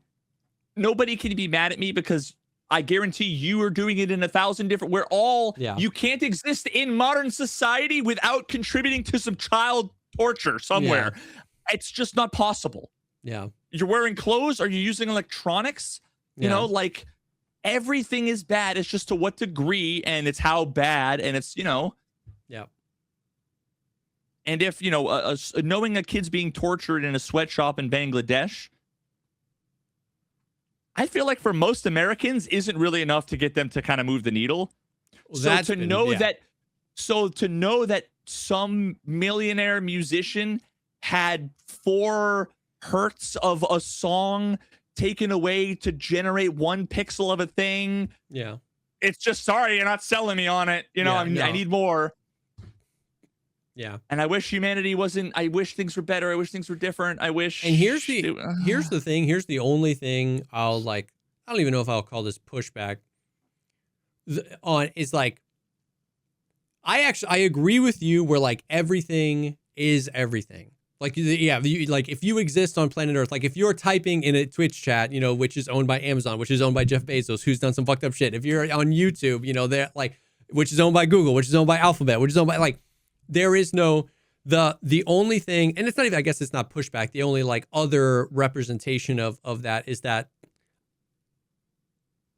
like, I don't think that negative, like backward spiral should mean that we can't have conversations or want to make things better. And I don't think that's what you were saying. 100%. This is two guys talking. This is basically why I brought this conversation up, because I love the negative spiral of what is things, the Jordan Peterson, what do you mean by want? Like where you just like you recursively except that's meaningless. Yes, what he does. No, 100%. Recursively define things until our brains are tired. But like and I don't want to throw the baby out with the bathwater. There are times where I'll have a conversation where I'll be like, I'm not gonna support that thing anymore. Yes, right? Yes. But my what I meant by that was basically like, I know some of the comments are going to be like, what a fucking piece of shit. Like, he doesn't feel bad about whatever. It's only because he makes. And my response is, motherfucker, you use a Samsung and 9 babies died directly because of the Samsung. So yeah, just don't feel high and mighty about exactly, it. Exactly. That's my response. And that might actually, what you just said kind of unlocks, I think, the difference, which is that, like, if your attitude is it's all fucked up and I want to help make this better, or I want to engage on how to make this better, or I want to be a part of making this better, that's like a super good and valuable conversation.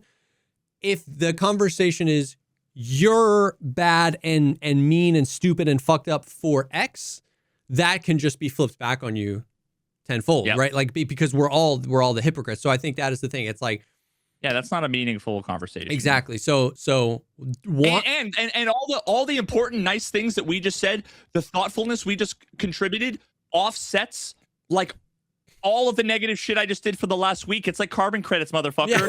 Yeah. Carbon credits. I make one good video that gets 60,000 views that gets people to like think about the world and want to contribute positively. I can go and just write a script to make Jennifer Lawrence in a bikini in a private grok server 1 billion times, and I'm like, I feel okay. The carbon credits, bro. The carbon credits. Yeah. So it's like, I believe those things so strongly. Yes, we're all hypocrites. Yes, it's all bad. Yes, we can and should talk about making it better. And yes, not everybody is concerned about the same things. Like your gut reaction, your and my one we share, gut reaction to, hey, listen to this AI generated music. That gut reaction is not shared by someone who's never been a musician. And they might work in a field where something we're like, yeah, well, who the fuck cares? They're like, oh my God, please don't ever let AI do that. And I think that's also like a good thing to be celebrated and not to be like, I don't think that's a form of hypocrisy. That's just like the way people go through life. Like my wife is worried about different things. My wife is worried about different things than somebody who doesn't have kids, because that is her life. That is her reality. Like, that is her slice of this universe, is being a mother and raising 2 boys. And so by proxy of that, there are things she is more concerned about. Like when I talk about AI, she's like, who the fuck cares? You know what I mean? She's like, they're taking away lunch in schools. Like, you know what I mean? And I'm like, and Meg is a pharmacist, and people call in and the customer service, it has an AI component, and she's like, oh my God, I hate that I work for a company that the people by the time they get on the phone with me are fucking livid when they weren't before because of how shitty these tools are. Exactly. And she doesn't have any control over that, and neither do the customers. Exactly. And so it's like we can all be right. We're all looking at our slice of life and seeing things that are valuable and important to us, and then interpreting the world around us against that. As long as the conversation, like we said, that's the distinction, is how do we make things better, and not like you're a fucking piece of shit. You know what I mean? Like that's when it's like I care about these things. I don't have time to like research them and to hear every amazing, incredible argument. Like I'm waiting for the YouTube video to come out that'll put it in front of me and that'll change my mind. Yeah. I care. That's the thing that I think like matters the most, is if you care enough to at least have the conversations and to think about things and to then make realistic, reasonable judgments on a case-by-case basis, rather than pointless like virtue signaling rules where it's like, I'll never shop at this company because they did a thing once with this kind of cotton or whatever. And it's like, because so much of that is performative and bullshit. That just reminds me of the, you actually were talking about, I think did you mention free will the other day when we were talking about? Yes. On the PP. That just reminded me of the Hitchens quote where, because, he talks about religion all the time. And one of the things he was like, very often in these conversations, the topic comes up about whether or not we have free will. And my response to that is, of course I do. I have no choice. Yeah. At least I'm being ironic. Yeah. And that's what, like, I can say, like, I don't give a fuck about whatever, but at least I know I'm being an asshole and a hypocrite. Yeah. And I care about it, right? That's the point, is that I know that I gave you an answer that doesn't fucking answer anything, but at least I'm clever about it. You know what I mean? Yeah, for sure. Of course I have free will. I have no choice. I have no choice. Banger. Well, I'm looking forward to the dumpster fire that is going to be this week's episode's comments. Holy shit. But no, man, great conversation. I love this stuff. I'm so ready not to read the comments. Oh yeah. But boy, if you made it 2 hours and 9 minutes into this episode, this is the greatest advertisement for the PP ever. Bing bong. Bing bong, my wife. Bing bing bing bing. There's gonna be a lot more of this. Bing bong. Bing bing bing bing. I need the full version. Patreon.com/the Pogcast pod. You can get early ad-free access to these episodes and additional episodes that we film every week just for the homies over there. Thank you to Mando for sponsoring this episode, and thank you for listening, for hanging, for being here, for sticking with us through, being a Tarkov podcast and then being a gaming podcast and then being a whatever the fuck we want podcast. We appreciate you guys, and we will definitely see y'all on the next one. Bing bing bing bing.